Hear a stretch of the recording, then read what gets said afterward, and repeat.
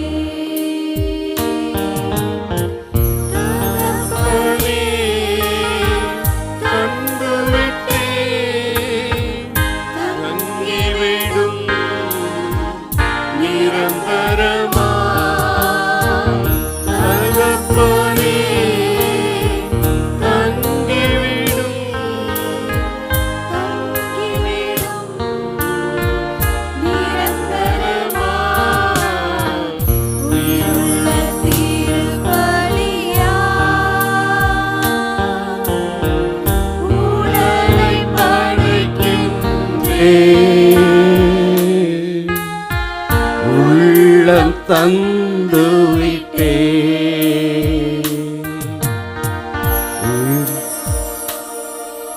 ஹல்லேலூயா, ஹல்லேலூயா. இந்த வேளையிலும் கூட தேவ சமூகத்துல நம்முடைய அர்ப்பணிப்பை தேவன் கேட்டபடியா கரங்களை உயர்த்தி தேவனை நன்றி சொல்லுவோமா? ஸ்தோத்திரம் ஆண்டவரே, ஸ்தோத்திரிக்கிறோம், ஸ்தோத்திரிக்கிறோம், ஸ்தோத்திரிக்கிறோம் ஆண்டவரே. ஹல்லேலூயா, ஹல்லேலூயா, ஹல்லேலூயா. எங்களுடைய அர்ப்பணிப்பை கேட்டு ஆண்டவரே, இந்த நாளிலும் கூட ஆண்டவரே உம்முடைய சமூகத்துல எங்களை ஏற்றுக்கொண்டபடியா உமக்கு ஸ்தோத்திரம். எங்களை கழுவினீர், அதற்காய் ஸ்தோத்திரம். பரிசுத்தப்படுத்தினீர், உமக்கு ஸ்தோத்திரம் ஆண்டவரே. இந்த ஆராதனை தேவன் பொறுப்பெடு கொண்டபடியா உமக்கு ஸ்தோத்திரம், ஸ்தோத்திரம், ஸ்தோத்திரம் ஆண்டவரே. இந்த ஆராதனைக்காய் சகோதரர் பென்னி அவர்கள் ஜெபத்தில் ஏறடிக்க முடியா கேட்கிறேன். அன்பின் பரலோக பிதாவே நன்றி செலுத்துகிறோம். தேவனுடைய சமூகத்தில் உடைய பிள்ளைகளாக நாங்கள் வந்திருக்கிறோம் அப்பா. நாங்களாகவே வந்திருக்கிறோம். இந்த தேவன் நிமிடத்தில் நீங்கள் பெரியவராக இருந்து தேவ ஆசீர்வாதம் எங்களுக்கு தர முடியாது நாங்கள் வேண்டிக் கொள்கிறோம் ஐயா. உமக்கு ஏற்ற துதிகள் இங்கிருந்து ஏறெடுக்கப்படாத தேவன் கிருபை தர முடியாது நாங்கள் வேண்டிக் கொள்கிறோம். எங்கள் இருதயங்களை ஒருமுகப்படுத்தும்படியாக நாங்கள் வேண்டிக் கொள்கிறோம் ஐயா. என்ன எண்ணங்கள் ஒருமுகம், ஒவ்வொரு பனிமூட்டிகளையும் தேவன் ஆசீர்வதிப்பீராக. தேவன் தாமே தேவன் பலப்படுத்தும்படியாக நாங்கள் வேண்டிக் கொள்கிறோம். ஆசீர்வதித்தாங்க இயேசு நாமத்தில் ஜெபம் தருகிறேன். ஆமென். ஹல்லேலூயா, ஹல்லேலூயா. சந்தோஷமா இருக்கிறீங்களா? எப்படி இருக்கிறோம்னு கேட்குறீங்களா? ஹல்லேலூயா, ஹல்லேலூயா. கர்த்தருடைய சமூகத்தில் வரும்போது சந்தோஷத்தோடும் நன்றியுள்ள இருதயத்தோடு கூட தேவ சமூகத்தில் வரணும். ஆமென். ஹல்லேலூயா, ஹல்லேலூயா. 2 சாமுவேல் 22:47 விதமாய் சொல்கிறது, கர்த்தர் ஜீவனுள்ளவர், என் கண்மலையானவர் ஸ்தோத்திரிக்கப்படுவாராக, என் ரட்சிப்பின் கண்மலையாகிய தேவன் உயர்ந்திருப்பாராக என்று சொல்லி. சங்கீதம் 104 சொல்கிறது, அவர் வாசல்களின் துதியோடு அவர் பிரகாரங்களின் புகழ்ச்சியோடு பிரவேசித்து அவரை துதித்து அவருடைய நாமத்தை ஸ்தோத்திரியுங்கள் என்று சொல்லி. எல்லாவற்றுக்கும் மேலாக கொலைசியர் 3:15 சொல்கிறது, தேவ சமாதானம் உங்கள் இருதயங்களை ஆளக்கடவது, இதற்கென்றே நீங்கள் ஒரே சரீரமாய் அழைக்கப்பட்டீர்கள், நன்றி அறிதல் உள்ளவர்களாய் இருங்கள் என்று சொல்லி. தேவ சமூகத்துல வருகிற நாம் நன்றி அறிதல் உள்ளவர்களாக நன்றியுள்ள இருதயத்தோடு கூட தேவ சமூகத்துல வரணும். இந்த வேளையில இந்த பாடலை நாம் இணைந்து பாடும். என் கர்த்தர் செய்த நன்மை யாவும் எண்ணி முழு மனதாய் ஸ்தோத்தரிப்பேன், ஆராய்ந்து முடியாத அதிசயங்களை என் வாழ்க்கையில என் தேவன் செய்தார். எத்தனை பேர் வாழ்க்கை இதை விசுவாசிக்கிறீங்க? ஹல்லேலூயா. இதை உணர்ந்தவர்களாய் நன்றி உள்ள இருதயத்தோடு இந்த பாடலை நான் பாடுவோம்.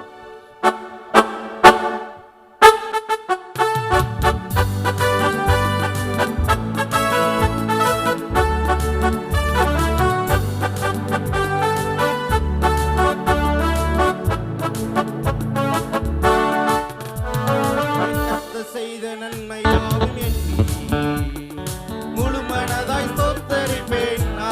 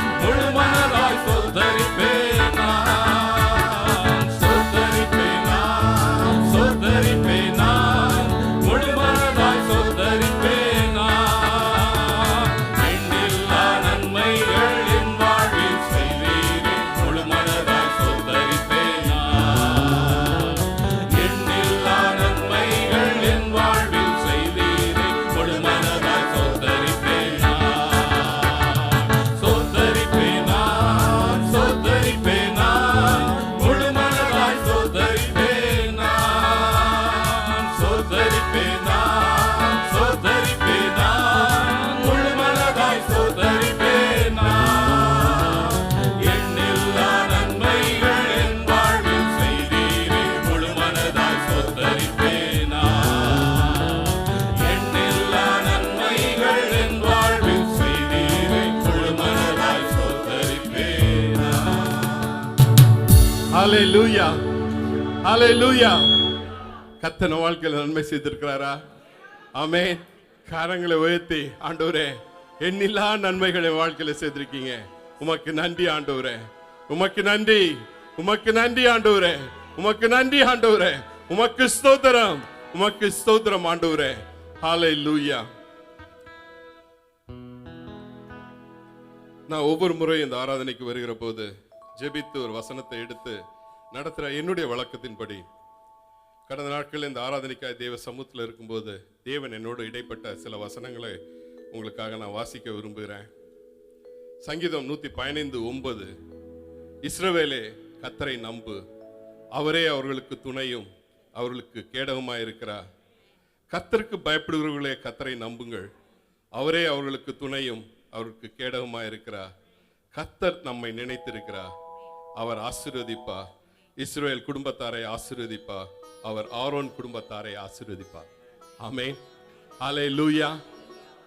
கர்த்தர் நமக்கு, அவருக்கு கர்த்தரை நம்புற பிள்ளைகள் ஒருபோதும் வெட்கப்பட்டு போவதே இல்லை. ஆமென், ஹல்லேலூயா. சூழ்நிலைகள் எதுவாக இருக்கலாம், ஒருவேளை யுத்த சூழ்நிலைகள், அது நிமித்த வேலையின் காரியங்கள், எவ்வளவு பிரச்சனைகள் பாடுகளோடு கூட ஒருவேளை இந்த இடத்துல நீங்க கடந்து வந்திருக்க கூடும். உங்களுடைய சூழ்நிலை எது என்று எனக்கு தெரியாது. ஆனா ஆவியானவர் நம்மை பார்க்கிற தேவன், அவர் இந்த நாள்ல சொல்றார், அவரை நம்ப சொல்றார். நாம அநேக வேளையில மனுஷனை நம்பி நம்ம என்ன செய்யறோம், ஏமாந்து போறோம். மனுஷனை நம்பும் போது அநேக வேளையில அவன் சொல்வதே செய்வோம், செய்வதே சொல்வோம் சொல்லுவாங்க அநேக வேளையில. ஆனா ரெண்டுத்தையும் செய்ய மாட்டாங்க. ஆனா கர்த்தரை நம்புற பிள்ளைகள் ஒருபோதும் வெட்கப்பட்டு போவதில்லை. கர்த்தர் அவருடைய கேடகமா இருக்கிறார், அவர் நமக்கு துணையாக இருக்கிறார், அவர் நம்மை ஆசீர்வதிக்கிற தேவன். அவரை மாத்திரம் நாம் சார்ந்து இருக்கும் போது, ஆமென், ஹல்லேலூயா. இந்த வேளையிலும் கூட என் கர்த்தர் செய்த நன்மையாவும் எண்ணி முழு மனதாய் ஸ்தோத்திரிப்பேனே என்று சொல்லி இந்த வேளையில் இந்த பாடலை நாம் இருதயத்தின் ஆழத்திலிருந்து பாடுவோம். அவர் புழுதியிலிருந்து நம்மை தூக்கி விடுகிறார். அக்னியின் மீது நடக்கும் போது அவர் நம்மை, அது மாத்திரமல்ல, நான் விட்டு விலகுவதில்லை என்று சொல்கிற தேவன் நம்மோடு கூட இருக்கிறார்.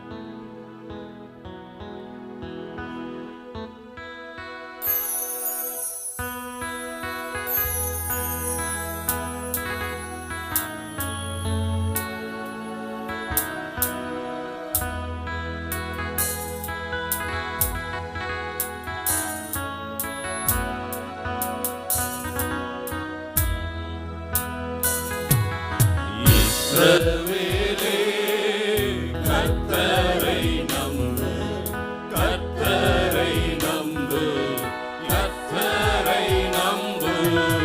இஸ்ரவேலே அவரும் துணையும் கேடகமானவர்,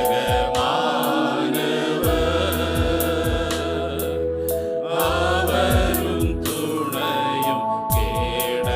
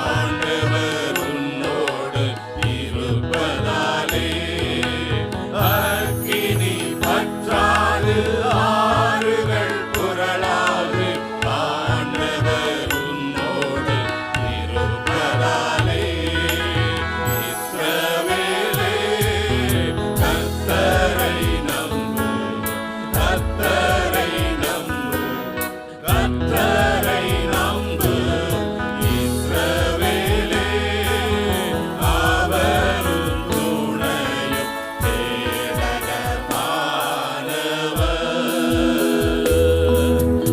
அவரும் துணையும் கேடகமானவர்.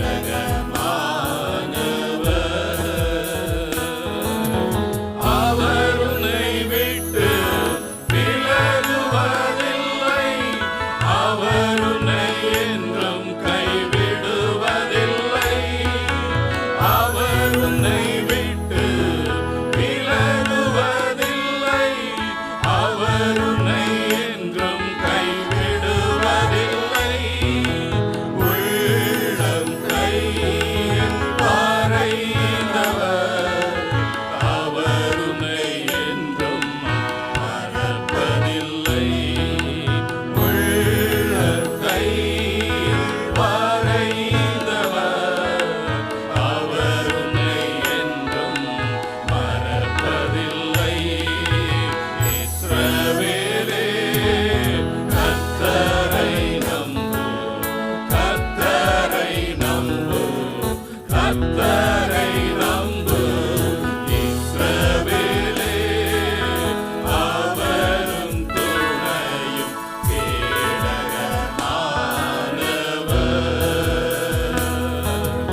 அவரும் துணையும் கேடகமானவர்.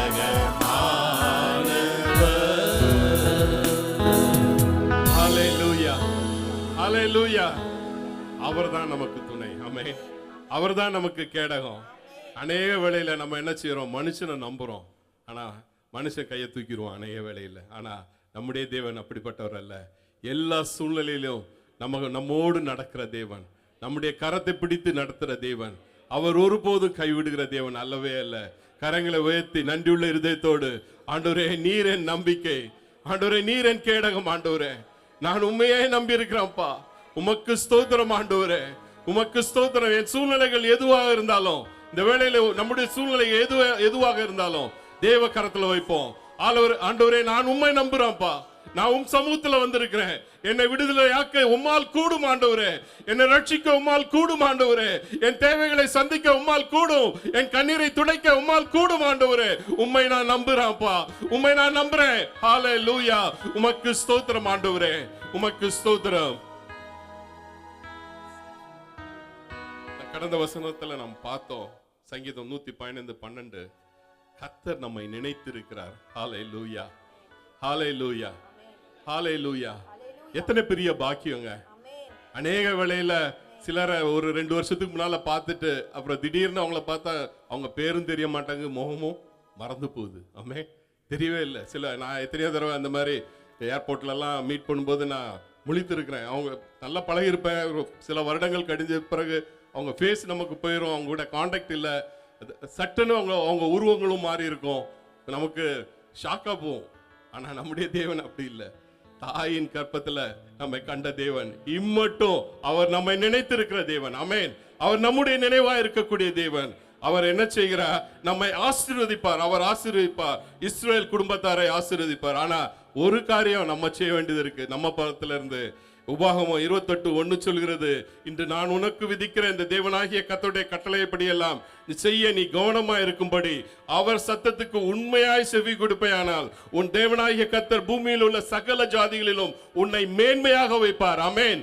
ஹல்லேலூயா. அவருடைய சத்தத்துக்கு நாம் செவி கொடுக்கணும். அவர் நம்மை நினைத்திருக்கிறார், அவர் நம்மை ஆசீர்வதிக்க அவர் போதுமானவராய் இருக்கிறார். உன் தேவனாகிய கர்த்தருக்கு செவி கொடுக்கும் போது இப்போது சொல்லப்படும் ஆசீர்வாதங்கள் எல்லாம் உன் மேல் வந்து உனக்கு பலிக்கும். ஆமென். ஹல்லேலூயா. எத்தனை பேர் விசுவாசிக்கிறீங்க? ஹல்லேலூயா. ஆண்டவருடைய வாக்குத்தத்தங்கள் வாழ்க்கையில நம்ம பலிக்கணும்னா அவருடைய சத்தத்துக்கு கீழ்ப்படியணும். ஆமென். ஹல்லேலூயா. ஆசீர்வதிக்கும் இயேசு உன்னை ஆசீர்வதிப்பாரே. ஆண்டுகள் நன்மையாலே முடிசூட்டுவாரே என்று சொல்லி உன் வாழ்வு செழிப்பாய் மாறும், உன் பாதைகள் நெய்யாய் பொழியும், நீ ஆசீர்வாதமாய் இருப்பாய். பக்கத்துல இருக்கவங்க கையை பிடிச்சு சொல்லுங்க பாப்போம், நீங்க ஆசீர்வாதமா இருப்பீங்க. ஆமென். ஹல்லேலூயா. ஆசீர்வாதத்துக்கு ஒரு குறைவு இல்லை. எப்போ கர்த்தரை நம்பி கர்த்தரை சார்ந்து இருக்கும் போது. இந்த பாடலை விசுவாசத்தோடு நாம் பாடுவோம்.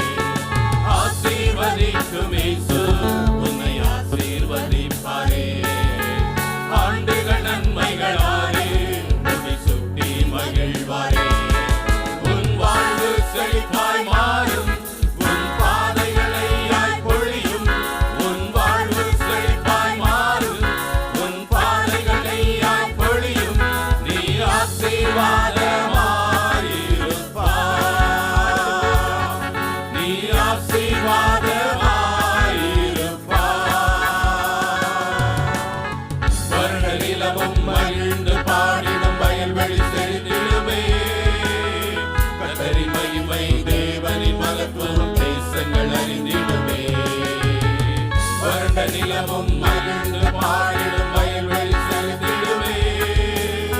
கர்த்தரின் மகிமை தேவனின் மகத்துவம் தேசங்கள் அறிந்திடுமே. ஒருபோதும் மறவாது நம் நேசர் நடத்திடுவார். ஒருபோதும் மறவாது நம் நேசர் நடத்திடுவார். அனுதினமும் நடத்திடுவார். புது கிருபை அளித்திடுவார். ஆசீர்வதிக்கும் இயேசு உன்னை ஆசீர்வதிப்பாரே. ஆண்டுகள் நன்மைகளாலே முடிசூட்டி மகிழ்வாரே. வாழ்வு செழிப்பாய் மாறும். உன் பாதைகளையாய் பொழியும். உன் வாழ்வு செழிப்பாய் மாறும். உன் பாதைகளையாய் பொழியும். நீ ஆசீர்வாதமாயிருப்பாய். நீ ஆசீர்வாதமாயிருப்பாய்.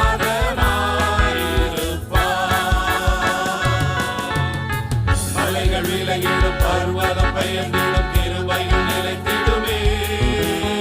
காலங்கள் மாறிடும், கவலைகள் மறைந்திடும், காத்திடுவார் என்றுமே. மலைகள் விலகிடும், பர்வதம் பெயர்ந்திடும், கிருபைகள் நிலைத்திடுமே. காலங்கள் மாறிடும், கவலைகள் மறைந்திடும், காத்திடுவார் என்றுமே. நிறைவேறும் அவர் வார்த்தை என் இயேசு என்னுடனே.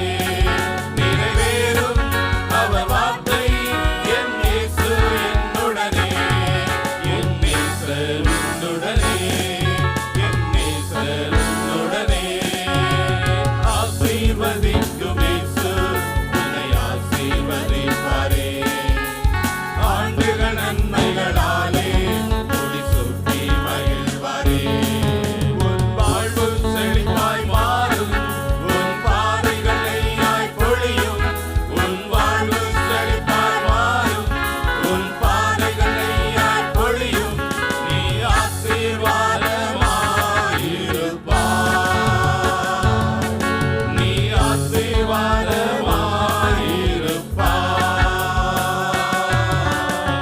கதவு திறந்திடும், கட்டுகள் அறுந்திடும், செல்வங்கள் சுதந்தரிப்பார். தாவீதின் கிருபைகள் உன்னை நிரப்பிடும், ஆளுகை செய்திடுவார். கதவு திறந்திடும், கட்டுகள் அறுந்திடும், செல்வங்கள் சுதந்தரிப்பார். தாவீதின் கிருபைகள் உன்னை நிரப்பிடும், ஆளுகை செய்திடுவார். என்று தோல்வி உனக்கில்லை, இயேசு நாமத்தில் ஜெயம் பெறுவார். என்று தோல்வி உனக்கில்லை, இயேசு நாமத்தில் ஜெயம் பெறுவார். ஆசீர்வாதமாய் நீ இருப்பாய். ஆசீர்வாதமாய் நீ இருப்பாய். ஆசீர்வதிக்கும் இயேசு உன்னை ஆசீர்வதிப்பாரே. ஆண்டுகள் நன்மைகளாலே முடிசூட்டி மகிழ்வாரே. ஆசீர்வதிக்கும் இயேசு உன்னை ஆசீர்வதிப்பாரே. ஆண்டுகள் நன்மைகளாலே முடிசூட்டி மகிழ்வாரே. உன் வாழ்வு செழிப்பாய் மாறும். உன் பாதைகளையாய் பொழியும். உன் வாழ்வு செழிப்பாய் மாறும். உன் பாதைகளையாய் பொழியும். நீ ஆசீர்வாதமாயிருப்பாய்.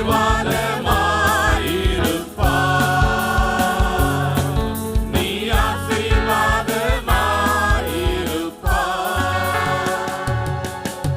ஹalleluya ஹalleluya. இந்த பாடல் வரிகளை எத்தனை பேர் விசுவாசிக்கிறோம்?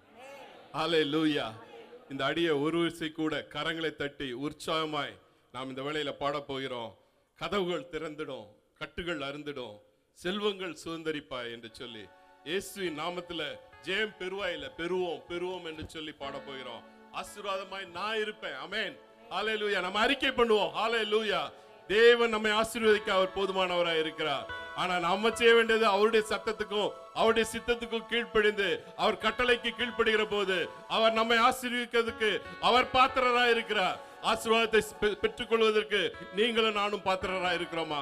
ஹalleluya. இந்த பாடலை உற்சாகமாக இந்த கடைசி ஸ்டான்ஸாவே கதவு திறந்திடும், கட்டுகள் அறுத்திடும் என்று சொல்லி இந்த பாடலை விசுவாச அறிக்கை செய்தவர்களாக நான் ஜெயமா இருப்பேன், என் வாழ்க்கையில் ஆசீர்வாதம் உண்டு என்று சொல்லி பாடுவோம்.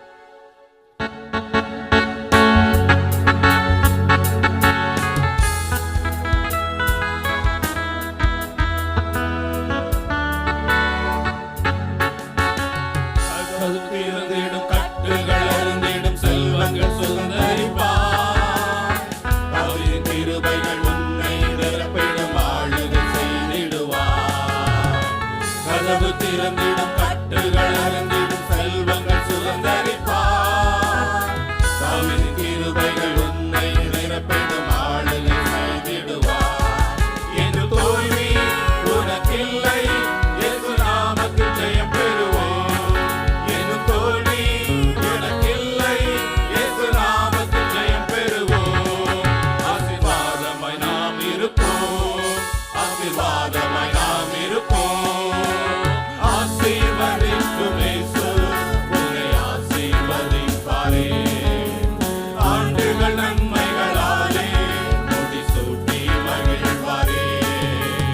ஆசீர்வதிக்கும் இயேசு உன்னை ஆசீர்வதிப்பாரே.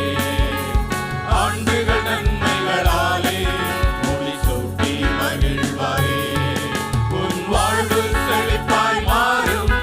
உன் பாதைகள் நெய்யாய் பொழியும். உன் வாழ்வு செழிப்பாய் மாறும். உன் பாதைகள் நெய்யாய் பொழியும். நீ ஆசீர்வாதமாய் இருப்பாய். நீ ஆசீர்வாதமாய் இருப்பாய். ஹalleluya ஹalleluya. தேவன் நம்மை ஆசீர்வதித்திருக்கபடியா கரங்களை உயர்த்தி ஆண்டவரே உமக்கு நன்றி என்று சொல்லுவோமா? ஸ்தோத்திரம் ஆண்டவரே, உமக்கு ஸ்தோத்திரம் ஆண்டவரே. எல்லா சூழ்நிலையிலும் எங்களை ஆசீர்வதிக்க நீர் போதுமானவராய் இருக்கிறீர். உமக்கு ஸ்தோத்திரம் ஆண்டவரே. ஹalleluya. இந்த தேவனை ஆராதிக்கும்படியா நாம் எழுந்திருப்போமா? சங்கீதம் 22:3 சொல்கிறது, இஸ்ரவேலின் துதிகளில் வாசமாயிருக்கிற தேவரீரே பரிசுத்தர். எங்கள் பிதாக்கள் உம்மிடத்தில் நம்பிக்கை வைத்தார்கள். நம்பின அவர்களை நீர் விடுவித்தீர். உம்மை நோக்கி கூப்பிட்டு தப்பினார்கள். உம்மை நம்பி வெக்கப்படாதிருந்தார்கள் என்று சொல்லி, வெக்கப்பட்டு போகாதிருந்தார்கள் என்று சொல்லி. ஹalleluya ஹalleluya. காக்கும் கரங்கள் உண்டு எனக்கு. இந்த பாடலை நான் பாட போகிறோம். இந்த பாடலை எழுதின பாஸ்டர் ஜெயச்சந்திரன் அவங்க எங்களுக்கு மிகவும் நெருக்கமான தேவதாசன். அவங்க இந்த பாடலை எழுதின போது அவங்க கடந்து சென்ற ஒரு சூழ்நிலை, அவங்கள உடைத்த ஒரு சூழ்நிலையில இந்த பாடலை அவர் எழுதினதாக என்னோடு கூட பகிர்ந்து கொண்டாங்க. இன்னைக்கு இந்த காலை வேளையில ஆராதனைக்கு வந்திருக்கிற நாம் எப்பேற்பட்ட சூழ்நிலை வந்திருக்குன்னு சொல்லி எனக்கு தெரியாது. ஆவியானவர் உணர்த்தின காரியங்களை மாத்திரம் நான் உங்களோடு கூட பகிர்ந்து கொள்கிறேன். காக்கும் கரங்கள் உண்டு எனக்கு. அவரை பார்த்து நான் சொல்லுவேன், நான் நம்பி வரேன் ஆண்டவரே கரத்துல. என்னை என் சூழ்நிலைகள் எல்லாம் மாற்றுங்க. நிந்தனை போராட்டம் வந்தாலும் நீதியின் தேவன், தாங்குகிற தேவன் நம்மோடு கூட உண்டு. ஹல்லேலூயா. எந்த சூழ்நிலையும் நாம் பார்க்க வேண்டாம், தேவனை மாத்திரம் நோக்கி பார்த்து இந்த பாடலை நாம் ஆராதனை பாடலாக பாடுவோம்.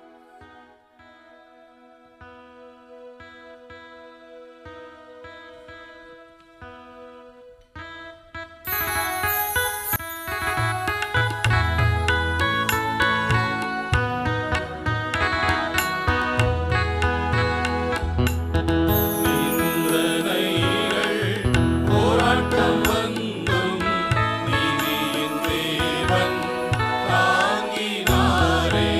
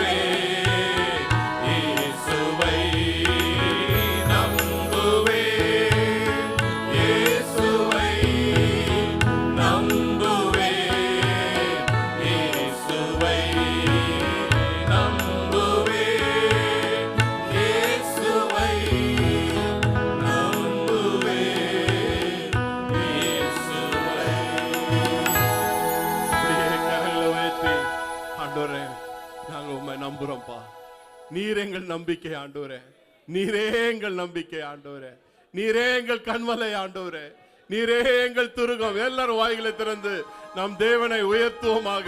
ஹல்லேலூயா. அவரை நோக்கி பார்ப்போம். மனுஷனை நோக்கி பார்த்து அநேக வேளையில நாம் ஏமாந்து போயிட்டோம். ஆனா ஆண்டவரை நோக்கி பார்த்து அவரை நம் தஞ்சமாக, நம் துணையாக, நம் கேடகமாக வைப்போம். ஹல்லேலூயா. ஆண்டவரே, நாங்கள் உம்மை நோக்கி பார்க்கிறோம். ஆண்டவரே, உம்மை நோக்கி பார்க்கிறோம்ப்பா. ஆண்டவரே, நீரே எங்கள் நம்பிக்கை ஆண்டவரே, நீரே எங்கள் நம்பிக்கை ஆண்டவரே. உம்மை நம்பினவர்கள் ஒருபோதும் வெட்கப்பட்டு போனதில்லை ஆண்டவரே. உமக்கு ஸ்தோத்திரம் ஆண்டவரே, உமக்கு ஸ்தோத்திரம் ஆண்டவரே, உமக்கு ஸ்தோத்திரம் ஆண்டவரே. உம்மை நாங்கள் ஆராதிக்கிறோம் ஆண்டவரே, உம்மை நாங்கள் தொழுது கொள்கிறோம் ஆண்டவரே. நீர் மகிமையின் தேவன் ஆண்டவரே, நீர் மகத்துவத்தின் தேவன் ஆண்டவரே, நீர் உன்னத தேவன் ஆண்டவரே, நீர் உயர்ந்தவர் ஆண்டவரே, மகிமை தேவன் ஆண்டவரே. ஹல்லேலூயா, ஹல்லேலூயா.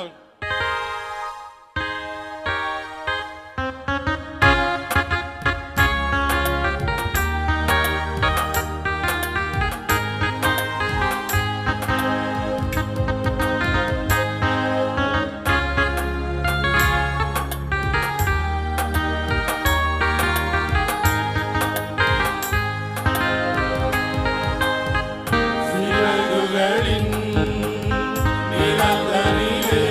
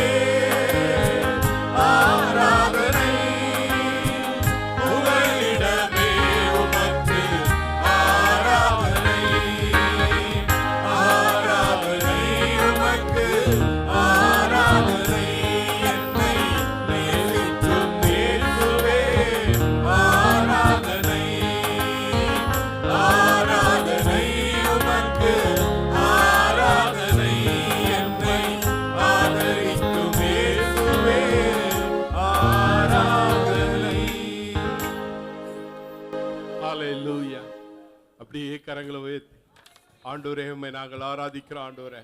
ஹalleluya. சகல சூழ்நிலையிலும் நான் உம்மை நம்புறேன் என்று சொல்லி வாய்களை திறந்து எல்லாரும் ஒரு மௌனமா இருக்க வேண்டாம். ஹalleluya. ஆராதனையுடைய ஒரு முக்கியமான பகுதி நம்மை தேவனிடத்தில் அர்ப்பணிப்பது. ஹalleluya. ஹalleluya. ஆண்டவரே நாங்கள் உம்மிடத்தில் எங்களை அர்ப்பணிக்கிறோம் ஆண்டவரே. நீரே எங்கள் நம்பிக்கை ஆண்டவரே. நீரே எங்கள் கேடகம் ஆண்டவரே. எங்கள் கண்மலை ஆண்டவரே. உம்மிடத்தில் நாங்கள் அர்ப்பணிக்கிறோம் ஆண்டவரே. ஆண்டவரே ஆராதனையிலே ஆண்டவரே நீர் ஆண்டவரே உம்மை உயர்த்துகிறோம் ஆண்டவரே. நீ மகிமைக்கு பாத்திரர் ஆண்டவரே. நீர் உன்னதர் ஆண்டவரே. நீ உயர்ந்தவர் ஆண்டவரே. ஹalleluya. உம்மை ஆராதிக்கிறோம் ஆண்டவரே. எங்கள் கண்ணின் கண்மணி போல எங்களை காக்கிற தேவனை உம்மை ஆராதிக்கிறோம் ஆண்டவரே. எங்கள் கண்ணீரை காண்கிற தேவனை உம்மை ஆராதிக்கிறோம் ஆண்டவரே. எங்கள் கட்டுகளிலிருந்து கட்டழுப்பவரை உம்மை ஆராதிக்கிறோம் ஆண்டவரே. உமக்கு மகிமை செலுத்துகிறோம் ஆண்டவரே. உமக்கு மகிமை ஆண்டவரே. உமக்கு மகிமை ஆண்டவரே. உமக்கு மகிமை ஆண்டவரே. ஹalleluya. ஹalleluya. ஸ்தோத்திரம் ஆண்டவரே. ஸ்தோத்திரிக்கிறோம் அப்பா. இந்த காலை வேளைக்காய் நன்றியுடைமை ஸ்தோத்திரிக்கிறோம்.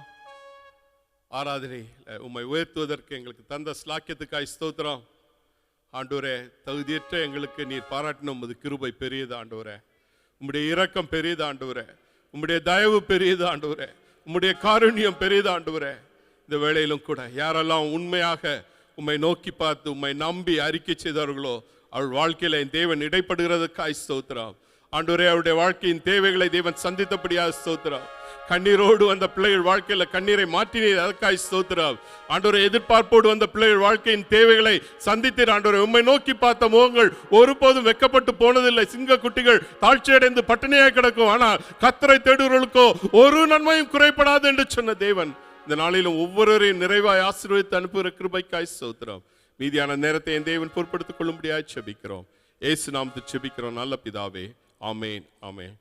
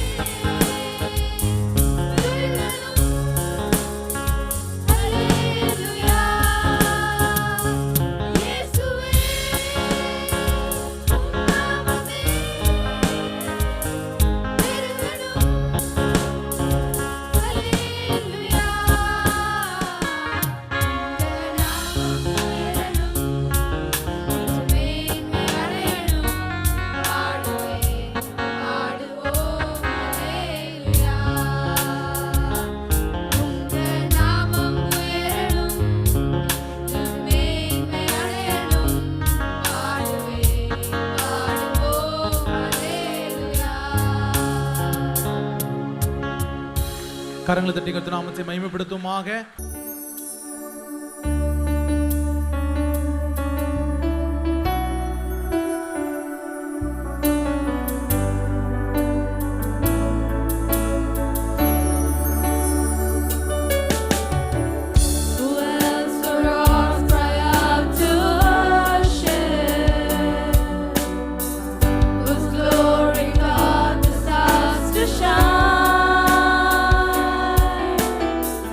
We're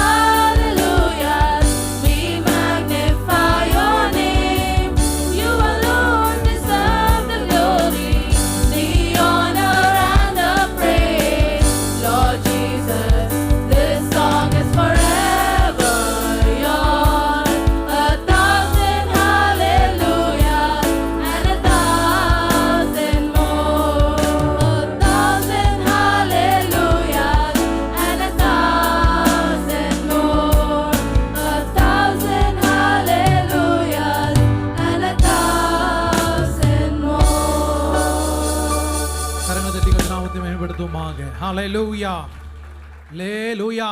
இப்பொழுதும் ஸ்தோத்திரம் ஒரு சில வார்த்தைகளை நம்முடைய தலைமை போதகர் அவர்கள் கொடுக்க இருக்கிறார்கள்.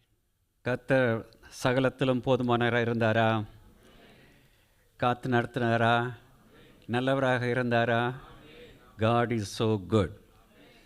In all the time, எப்பொழுதுமே அவர் நல்லவர். அநேக நேரங்களில் நாம் உண்மையற்றவர்களாக இருந்தாலும் அவர் உண்மையிலாக இருக்கின்றார். அதற்காக நம்ம எப்பயுமே உண்மையிலாக இருந்துடக்கூடாது. பாடிய பாடலிலே கருத்து போல விசுவாச ஜீவியத்தில் பல போராட்டங்கள் உண்டு. இந்த பாடலை ஒவ்வொரு பாடல்களையும் எடுத்த சில வார்த்தைகளை பார்த்தா போராட்டங்கள், சோதனைகள், பலவீனங்கள், வேலை இழப்புகள், சம்பள குறைப்புகள், இவைகளெல்லாம் ஜீவியத்தில் வரும். அதைத்தானே பாடினோம். தாழ்ச்சி, வறட்சி, புழுதி, குப்பை, அக்கினி, எதிராக 1000 பேர், பரிகசிப்பு, நன்மைக்கு தீமை செய்தல், இவைகள் மத்தியில் தேவன் நம்மை நடத்துகிறார் என்பதை மறந்து போய்விட வேண்டாம். உங்களை சிறுமைப்படுத்துவதற்கு அல்ல. உபாகமம் 9 நீங்கள் பார்க்கும் பொழுது அங்கு ஒரு வார்த்தை பார்ப்பீர்கள். பின்வரும் நாட்களிலே உனக்கு நன்மை உண்டாயிருக்கும்படி உன்னை சிறுமைப்படுத்தி சோதித்து கொள்ளிவாய் சர்ப்பங்களும் தேள்களும் நிறைந்த பெரிய வனாந்தரம் வழியாக வழிநடத்தி வந்த தேவன் என்று. ஆனால் இன்று நீங்கள் சிறுமைப்படுத்துவது உங்களை சிறுமைப்படுத்த அல்ல, நீங்கள் ஆசீர்வாதமாக இருப்பதற்கு. ஆமென். அதை மறந்து போய்விட வேண்டாம். கர்த்தர் இம்மட்டும் நம்மை நடத்தினாரா? நடத்தி கொண்டிருக்கிறாரா? நடத்துவாரா? 1 கொரிந்தியர் 1:10 மறந்து போய்விட வேண்டாம். போல் அழகாக சொல்வார், மரணம் வரும் என்று எங்களுக்குள்ளாக நாங்கள் நிச்சயித்திருந்தோம். இருந்தாலும் தேவன் அப்படிப்பட்ட மரணத்திலிருந்து தப்புவித்தார், தப்புவிக்கிறார், இனிமேலும் தப்புவிப்பார். We should have that type of faith. அதைத்தான் நாம் இன்று படித்தோம். காக்கும் கரங்கள் உண்டெனக்கு காத்திடுவார் கிருபையாலே அல்லேலூயா பாடி அலைகளை. ஏதோ இதை நான் வேதத்திலிருந்து சொல்ல என்னுடைய 73 வயதில் நான் அனுபவித்து இது சொல்லப்பட்ட எல்லா காரியங்களையும் எதிர்கொண்டு என்னை நிலைநிறுத்தினார். அந்த தேவன் நிறுத்தி வல்லவராக இருக்கிறார். வயசாச்சுன்னு சொன்னப்போ கிளீட்டஸை தான் நினைப்பேன். அந்த காலத்துலேருந்து இதைத்தான் நான் கேட்குறேன்னு. புலி வருதுன்னு சொல்லி புலி வந்துருச்சு. அதனால் தேவன் இம்மட்டும் தாங்கினார். ஆனால் இந்த 44 ஆண்டு இந்த ஊழிய காலங்களில் 82 பார்க்கும் பொழுது இதுவரை கண்டிராத ஒரு காரியத்தை காண்கிறேன். அதுக்கு அத்தன் பாஸ்ட் இந்த டைமை நான் கேட்டேன். என்ற விசுவாசிகள் மத்தியில் சபை கூடி வருதலை பற்றிய ஒரு அலட்சிய போக்கை இந்த நாளில் நான் காண்கின்றேன். ஒரு காலங்களே காலை ஆராதனையில் இந்த இடம் கூட பத்தாது. 1000 பேர் இந்த ரூமில் கூடியிருந்த நாட்கள் 1000+ வேர் கான். குறைகள் மத்தியில் இருந்தாலும் அந்த வாஞ்சை போய்விட்டது. ஆலயத்து குறித்தான வாஞ்சை, சபை கூடி வந்த வாஞ்சைகள் போய்விட்டது. அந்த பாரம் எனக்கு மிகவும் அழுத்துகிறது. வேதம் அழகாக சில வசனம் கொண்டு அல்லவா, செயலின் கத்தாவே இந்த வாசஸ்தலங்கள் எவ்வளவு இன்பமானவைகள், 1000 நாளை பார்க்கிலும் மது பிரகாரங்கள் செல்லும் ஒரே நாள் நல்லது. மறக்காதீங்க இந்த வசனங்கள் எல்லாம். ஆகாமிய கூடாரங்களில் வாசமாயிருப்பதை பார்க்கிலும் தேவனுடைய ஆலயத்தின் வாசற்படில் காத்திருப்பதை நான் தெரிந்து கொள்வேன். கர்த்தரின் ஆலயத்துக்கு போவோம் வாருங்கள் என்று சொன்ன பொழுது மன மகிழ்ச்சியாக இருந்தேன். கர்த்தரின் ஆலயத்தில் நாட்டப்பட்டவர்கள் தேவனுடைய பிரகாரங்களிலே செழித்திருப்பார்கள். நமக்கு இன்றைக்கி செழிப்பு வேணும்னு படித்தோம் இந்த பாட்டில். ஆசீர்வாதமாக இருப்பாய். தேவனுக்கு எடுத்த காரியங்களிலே எவ்வளவு வாஞ்சை இருக்கிறது. தேவனே இந்த ஆலயத்தின் நடுவிலே இந்த கிருபைகளை தியானித்து கொண்டிருக்கின்றோம். வீட்டில் நீங்கள் டிவிக்கு முன்னாடி உட்காரலாம். You cannot enjoy the presence of the lord. கர்த்தருடைய ஜனங்கள் ஒன்றாக கூடும் பொழுது ஒரு விசேஷித்த பிரசன்னம் நினைப்பதாக இருக்கிறது. ஒரு தனிப்பட்ட ஜீவத்தில் உணரலாம், ஜெபிக்கிற நேரம் இருக்கலாம். ஆனாலும் கர்த்தருடைய ஜனங்கள் கூடு வரும் பொழுது ஒரு பெரிய ஆசீர்வாதம் என்பதை நீங்கள் மறந்து போய்விட வேண்டாம். இன்று காலை ஆராதனைகள் உதாசீனப்படுத்தப்படுகிறது. வியாழக்கிழமை மாலை ஆராதனைகள் உதாசீனப்படுத்தப்படுகிறது. உபவாச கூட்டங்கள் உபவாசப்படுத்தப்படுகிறது. அநேக காரியங்கள் வரவில்லை.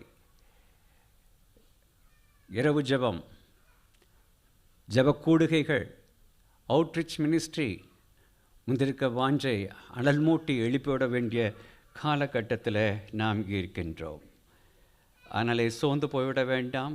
எப்பக்கத்திலும் நெருக்கப்பட்டும் ஒடுங்கி போவதில்லை, கலக்கமடைந்தும் மன முடிவறதில்லை, துன்பப்படுத்தப்பட்டும் கைவிடப்படுவதில்லை, கீழே தள்ளப்பட்டும் மடிந்து போவதில்லை. நம்மை நிலைநிறுத்த தேவன் வல்லவராக இருக்கின்றார்.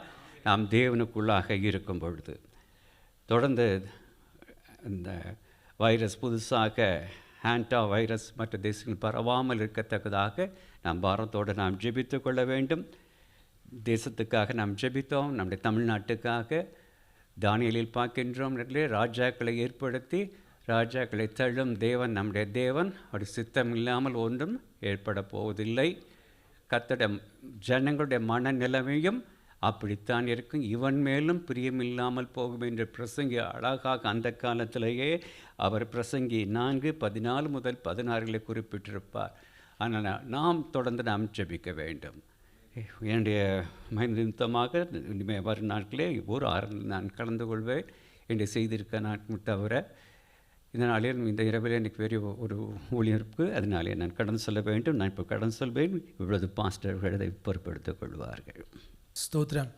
நமக்கு கிடைத்திருக்கும் ஒரு பெரிய ஸ்லாக்கியம்.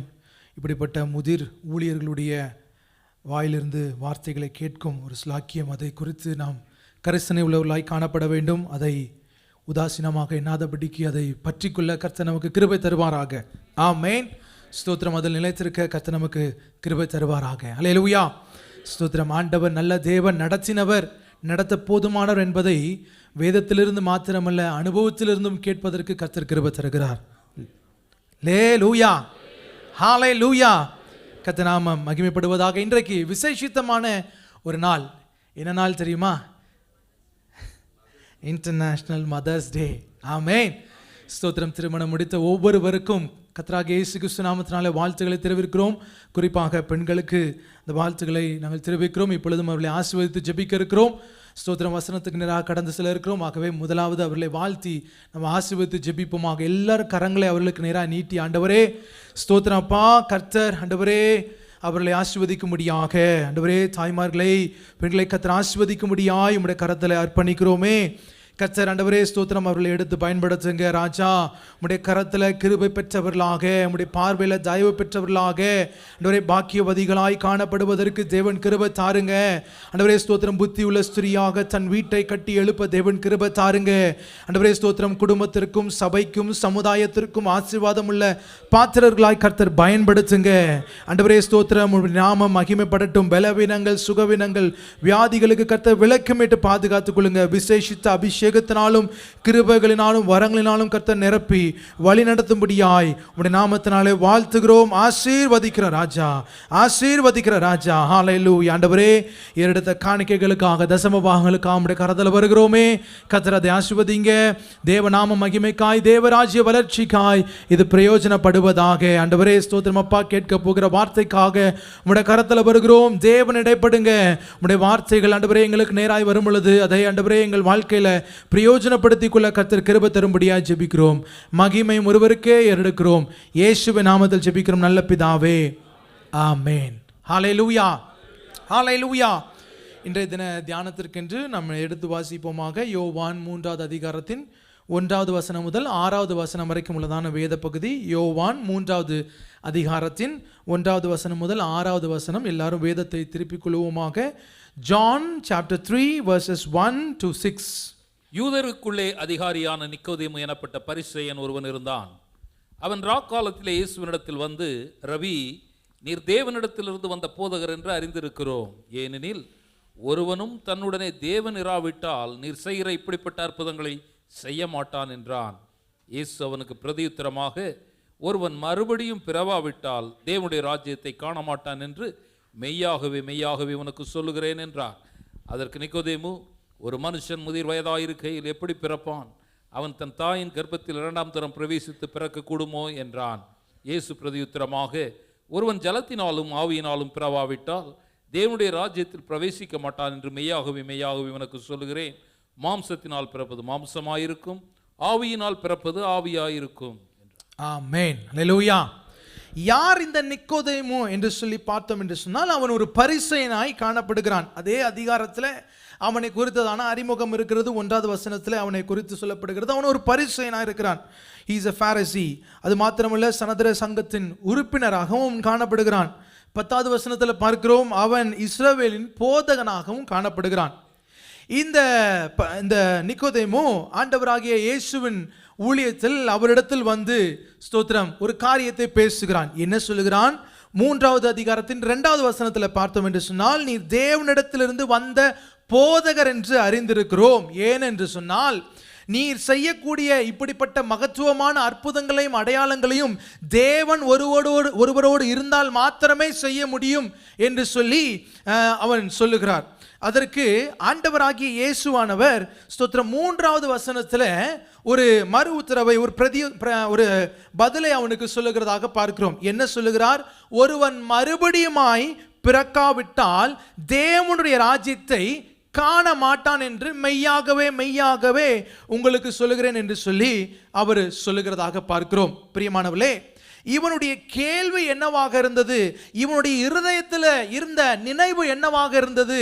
இவனுடைய இருதயத்தில் காணப்பட்ட அந்த சிந்தனை என்னவாக இருந்தது என்பதை இயேசு புரிந்து கொண்டபடினாலே அவனுடைய எண்ண ஓட்டத்திற்கு ஏற்ற பதிலை ஆண்டவர் கொடுக்கிறார். அவனுடைய எண்ண ஓட்டத்தில் காணப்பட்டது, நான் தேவனுடைய ராஜ்யத்தை சுதந்தரித்துக் கொள்ளுவதற்கு என்ன செய்ய வேண்டும்? What must I do to enter the kingdom of God? தேவனுடைய ராஜ்யத்தை சுதந்தரித்துக் கொள்ளுவதற்கு, ஆண்டவரே தேவனிடத்திலிருந்து வந்தவர் நீர், தேவன் உம்மோடு இருக்கிறார் என்பதையும் புரிந்து கொள்ளும் நிலைக்கு அற்புதங்களை செய்கிறவர் நீர், ஆகவே எனக்கு அதை கற்றுத்தாரும் என்று சொல்லி ஆண்டவராகிய இயேசுவினிடத்தில் அவர் கேட்கிறார்கள். இதே போல ஒரு கேள்வியை லூக்கா 18வது அதிகாரத்தின் 18வது வசனத்திலும் நாம் பார்க்கிறோம். லூக்கா 18வது அதிகாரத்தின் 18வது வசனம், லூக் சாப்டர் 18 verses 18. அப்பொழுது தலைவன் ஒருவன் அவரை நோக்கி, நல்ல போதகரே, நித்திய ஜீவனை சுதந்தரித்துக் கொள்வதற்கு நான் என்ன செய்ய வேண்டும் என்று கேட்டான். அங்கு ஒரு தலைவன் ஒருவன் வந்து ஆண்டவரிடத்தில் கேட்கிறான், நித்திய ஜீவனை அடைந்து கொள்ளும்படிக்கு நான் என்ன செய்ய வேண்டும்? ஆமென். அல்லேலூயா. தேவ ராஜ்யத்தை அடைவதற்கும் நித்திய ஜீவனை அடைவதற்கும் நாம் என்ன செய்ய வேண்டும் என்பதை குறித்ததான கேள்விகளோடு ஆண்டவருடைய சமூகத்தில் ஜனங்கள் வருகிறார்கள். பிரியமானவர்களே, ஸ்தோத்திரம், இன்றைக்கு நாமும் ஆண்டவருடைய சமூகத்தில் தேவ ராஜ்யத்திற்கு உடையவர்களாக பாத்திரவான்களாக காணப்படுவதற்கு என்ன செய்ய வேண்டும் என்கிற நிலையில ஆண்டவருடைய சமூகத்தில் காத்திருக்க வேண்டும். ஆமென். ஸ்தோத்திரம். ராஜாக்கள் மாறுகிறார்கள், ராஜ்யங்கள் மாற்றப்படுகிறது, ஸ்தோத்திரம், அதிகாரங்கள் மாற்றப்படுகிறது. ஆனால் நம்முடைய ராஜ்யம் இந்த உலகத்தின் ராஜ்யம் அல்ல, பரலோகத்தின் ராஜ்யமா இருக்கிறது. ஆமென். நீங்க சொல்ற அல்லேலூயா பார்த்தா அப்படிலாம் இல்லையோ அப்படின்ற மாதிரியே இருக்கு. நல்லா சொல்லுங்க. ஸ்தோத்திரம். கர்த்தருக்கு மகிமை உண்டாவதாக. நாம் ஆண்டவராகிய தேவனுடைய ராஜ்யத்தின் பிரதிநிதிகளாக பங்காளர்களாய் காணப்படுகிறோம். ஆமென். ஓட்டு போடுறதுக்கு இந்த ஊரில் நமக்கு, நம்ம ஊரில் ஏன்னா உரிமைகள் இருந்தாலும் ஸ்தோத்திரம், நம்முடைய ஓட்டு யாருக்கு தான்? ஆண்டவருக்கு தான். ஆமென். ஸ்தோத்திரம். அதனால ஓட்டு போடணும். என்ன, நல்ல தலைவர்களுக்கு ஓட்டு போடுறதுக்கு கர்த்தர் கிருபை தருவாராக. என்ன, ஸ்தோத்திரம், நம்மலாம் போடாதனால தான் என்ன, கர்த்தர் நல்லவர். ஆமென். தேவநாமம் மகிமைப்படட்டும். ஏன்னா எந்த ராஜ்யத்திற்கு உடையவர்களாய் நாம் காணப்படுகிறோம் என்பதன் தெளிவு நமக்கு அவசியமாய் இருக்கிறது. பிரியமானவர்களே, ஆண்டவர் அதை தான் சுட்டி காண்பித்து சொல்லுகிறார். ஸ்தோத்திரம், ஒருவன் மறுபடியுமாய் பிறவாவிட்டால் தேவனுடைய ராஜ்யத்தை காண மாட்டான். ஆமென். இன்றைக்கு நாம் பார்க்க இருக்கிறதான தலைப்பு என்ன அப்படின்னா, மறுபடியும் பிறக்கும் அனுபவம், born again experience. மறுபடியுமாய் பிறக்கும் அனுபவம் உடையவர்களாய் காணப்பட்டோம் என்று சொன்னால், தேவனுடைய ராஜ்யம் எப்படிப்பட்டது என்பதை கண்டுகொள்ளும் அனுபவத்தை கர்த்தர் நமக்கு கொடுக்கிறவராய் இருக்கிறார். பிரியமானவர்களே, ஸ்தோத்திரம். இவன் அதற்கு நிக்கோதேமு அதற்கு பிரதியுத்தரமாக சொல்லுகிறான், எப்படி ஒரு மனிதன் முதிர் வயது அடைந்த பின்பதாக தாயின் கற்பத்தில் மறுபடியுமாய் பிறக்க முடியும், இரண்டாம் விசை எப்படி பிறக்க முடியும் என்கிற ஒரு கேள்வியை கேட்கிறான். இது நியாயமான ஒரு கேள்விதான். மறுபடியுமாய் பிறந்தால்தான் தேவனுடைய ராஜ்யத்தை பார்க்க முடியும் என்று சொல்லி இயேசு சொல்லும் பொழுது, இவன் புரிந்து கொண்டது, மாம்சத்தில் இருக்கும் ஒரு மனிதன் எப்படி மறுபடியுமாய் பிறக்க முடியும், வளர்ந்த ஒரு மனிதன், முதிர் வயது அடைந்த ஒரு மனிதன் எப்படி மறுபடியுமாய் பிறக்க முடியும் என்ற கேள்வியோடு ஆண்டவரிடத்தில் எதிர்பார்த்து கொண்டிருக்கும் பொழுது, ஆண்டவர் மறுபடியும் பிறக்கும் ஒரு அனுபவத்தை தெளிவுபடுத்தி சொல்லுகிறார். 5வது வசனத்துல, ஒருவன் ஜலத்தினாலும் ஆவியினாலும் பிறவாவிட்டால் தேவனுடைய ராஜ்யத்தில் பிரவேசிக்க மாட்டான் என்று மெய்யாகவே மெய்யாகவே உனக்கு சொல்லுகிறேன் என்றார். அல்லேலூயா, ஹல்லேலூயா, ஹல்லேலூயா. ஒரு மனிதன், ஸ்தோத்திரம், ஜலத்தினாலும் ஆவியினாலும் பிறவாவிட்டால் தேவனுடைய ராஜ்யத்திற்குள்ளாக பிரவேசிப்பது இல்லை.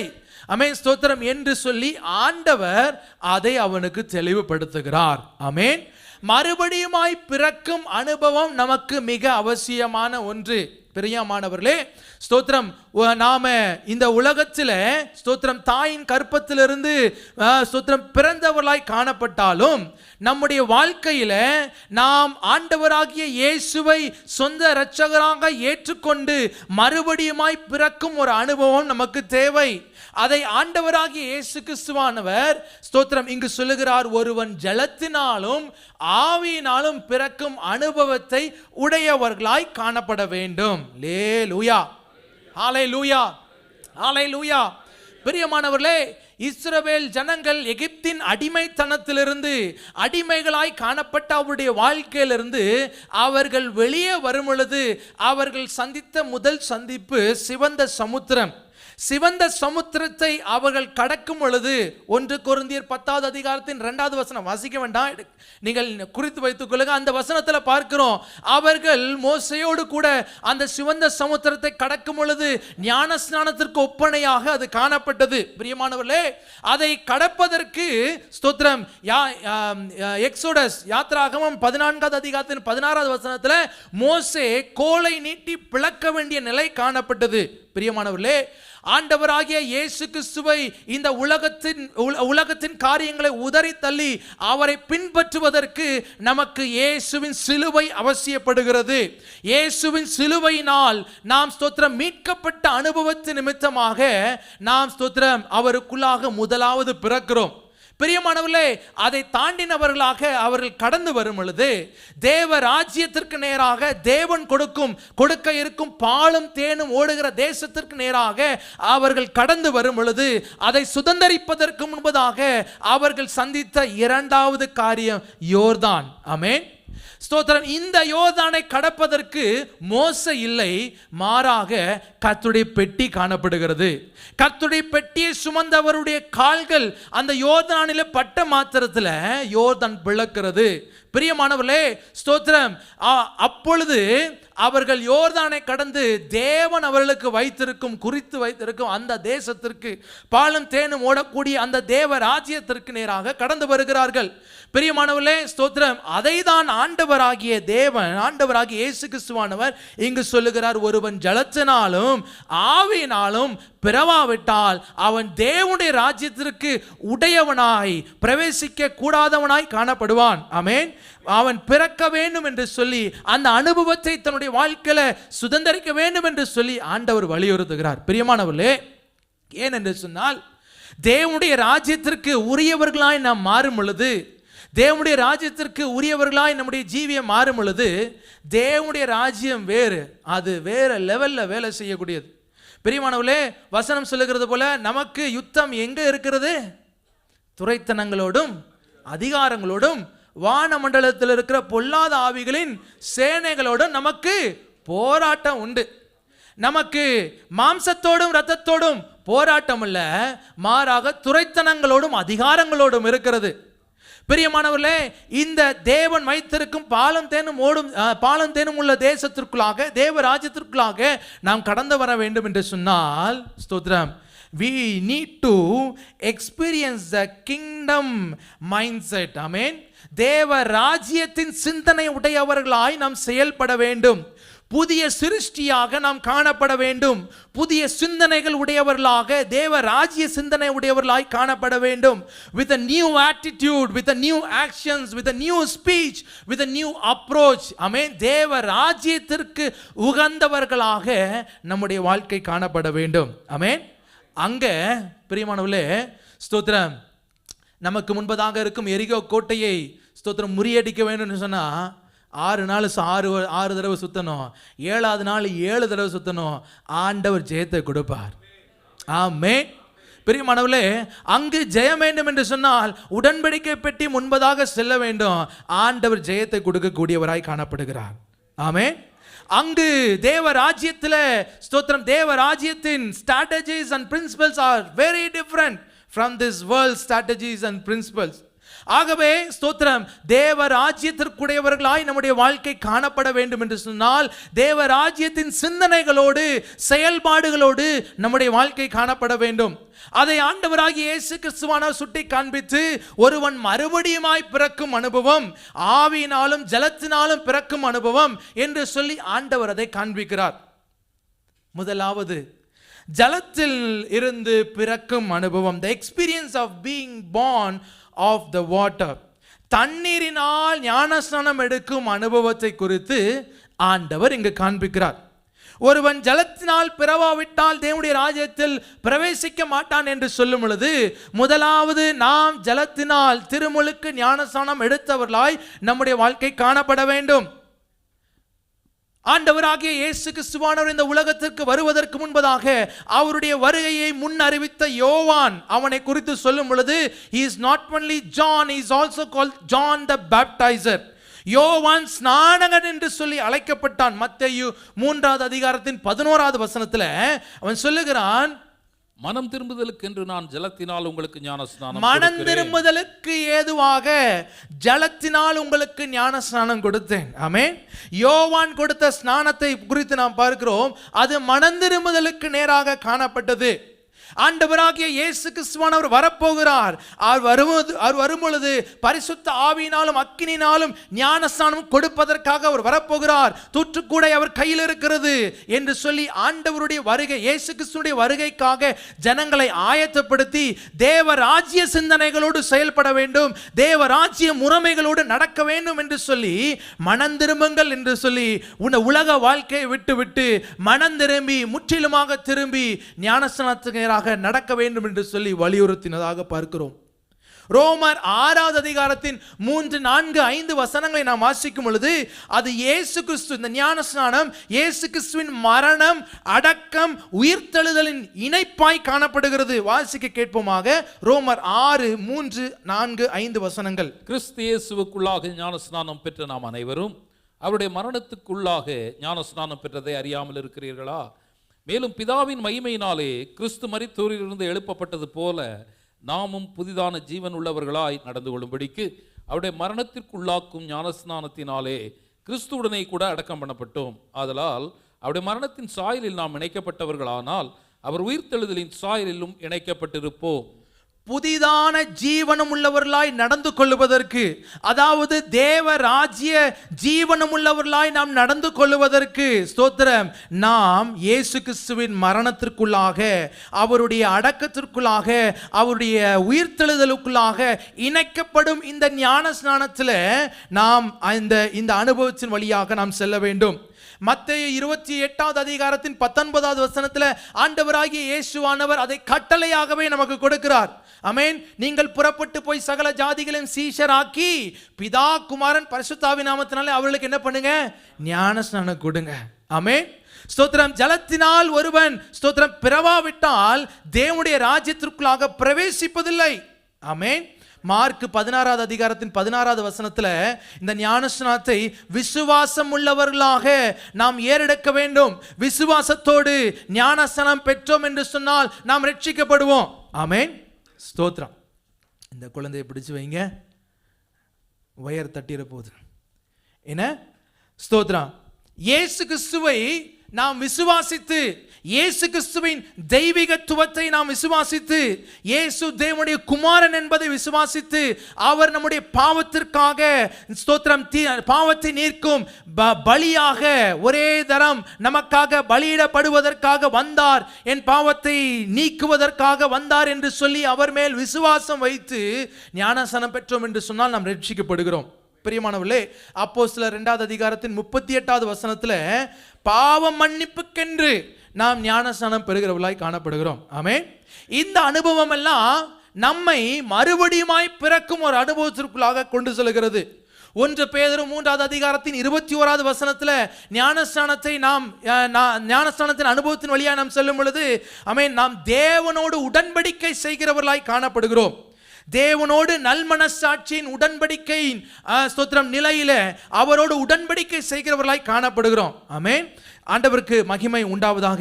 கலாத்தியர் 3வது அதிகாரத்தின் 27வது வசனத்தை நாம் வாசிக்கும் பொழுது ஞானஸ்நானத்துக்கு நேராக நாம் செல்லும் பொழுது we wear Christ, we are clothed with Christ. வாசிங்க அந்த வசனத்தை. ஏனெனில் உங்களில் கிறிஸ்துவுக்குள்ளாக ஞானஸ்நானம் பெற்றவர்கள் எத்தனை பேரோ அத்தனை பேரும் கிறிஸ்துவை தரித்துக் கொண்டீர்களே. கிறிஸ்துவுக்குள்ளாக ஞானஸ்நானம் பெற்றவர்கள், இயேசு கிறிஸ்துவை விசுவாசித்து இயேசு கிறிஸ்துவுக்குள்ளாக ஞானஸ்நானம் பெற்றவர்கள் எத்தனை பேர்களோ அத்தனை பேர்களும் கிறிஸ்துவை தரித்துக் கொண்டு இருக்கும் ஒரு அனுபவத்தை கர்த்தர் கொடுக்கிறார். பிரியமானவர்களே, ஜலத்தினால் ஒருவன் பிறவாவிட்டால் தேவனுடைய ராஜ்யத்தை சுதந்தரிப்பதில்லை. தேவனுடைய ராஜ்யத்தை சுதந்தரிப்பதற்கு, அங்கு பிரவேசிப்பதற்கு முதலாவது நாம் தண்ணீர் முழுக்கினால் ஞானஸ்நானம் எடுக்க வேண்டும்.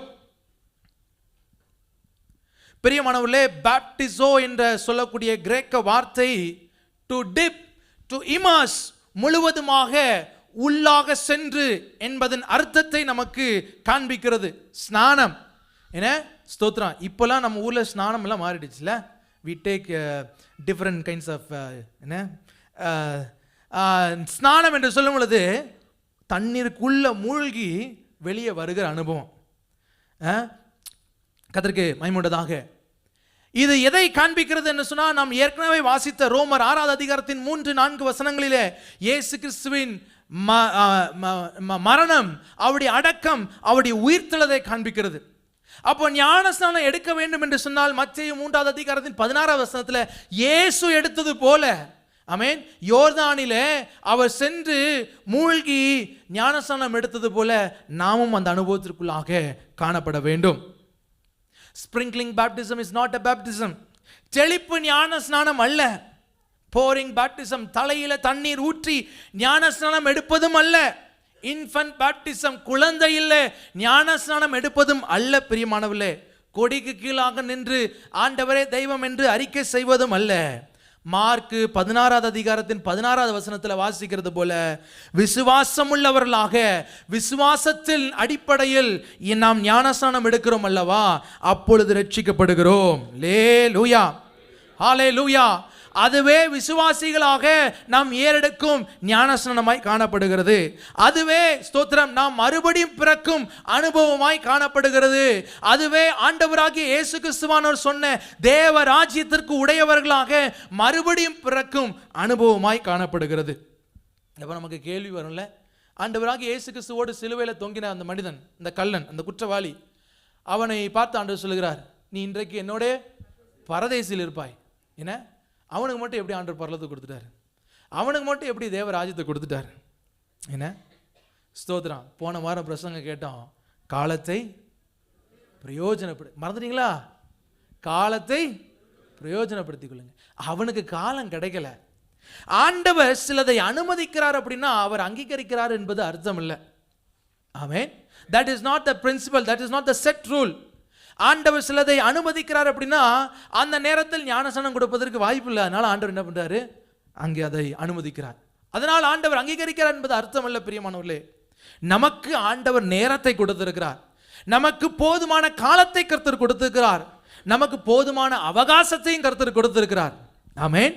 ஆகவே பிரியமானவர்களே, தேவ ராஜ்யத்திற்கு உடையவர்களாக தேவ ராஜ்ய சிந்தனைகளோடு தேவ ராஜ்ய செயல்பாடுகளோடு நாம் இந்த உலகத்தில் வாழ வேண்டும் என்று சொன்னால் நாம் தண்ணீர் முழுக்கினால் ஞானஸ்நானம் எடுக்கிறவர்களாய் காணப்பட வேண்டும். ஞானஸ்நானம் என்பது it is an outward sign of an inward change. உள்ளான மாற்றத்தின் வெளியான அடையாளமாய் காணப்படுகிறது. எனக்குள் மாற்றம் இருக்கிறது. இயேசுவை ஏற்றுக்கொண்டபடினால எனக்குள் காணப்படுகிற மாற்றத்தின் நிமித்தமாக ஸ்தோத்திரம் நான் எடுக்கும் அடையாளமாக ஞானஸ்நானம் காணப்படுகிறது. It is a public declaration that you belong to Christ Jesus. ஆண்டவராகிய இயேசு கிறிஸ்துவுக்கு நான் சொந்தமானவன், அவருக்கே உரியவன் என்பதை நான் பகிரங்கமாக பிரகடனப்படுத்துவதாய் காணப்படுகிறது. இந்த உலகத்திற்கு முன்பதாக, குடும்பத்திற்கு முன்பதாக, சபைக்கு முன்பதாக நான் இயேசுவுக்கே உரியவன் என்பதை காண்பிக்கும் அடையாளமாய் அது காணப்படுகிறது.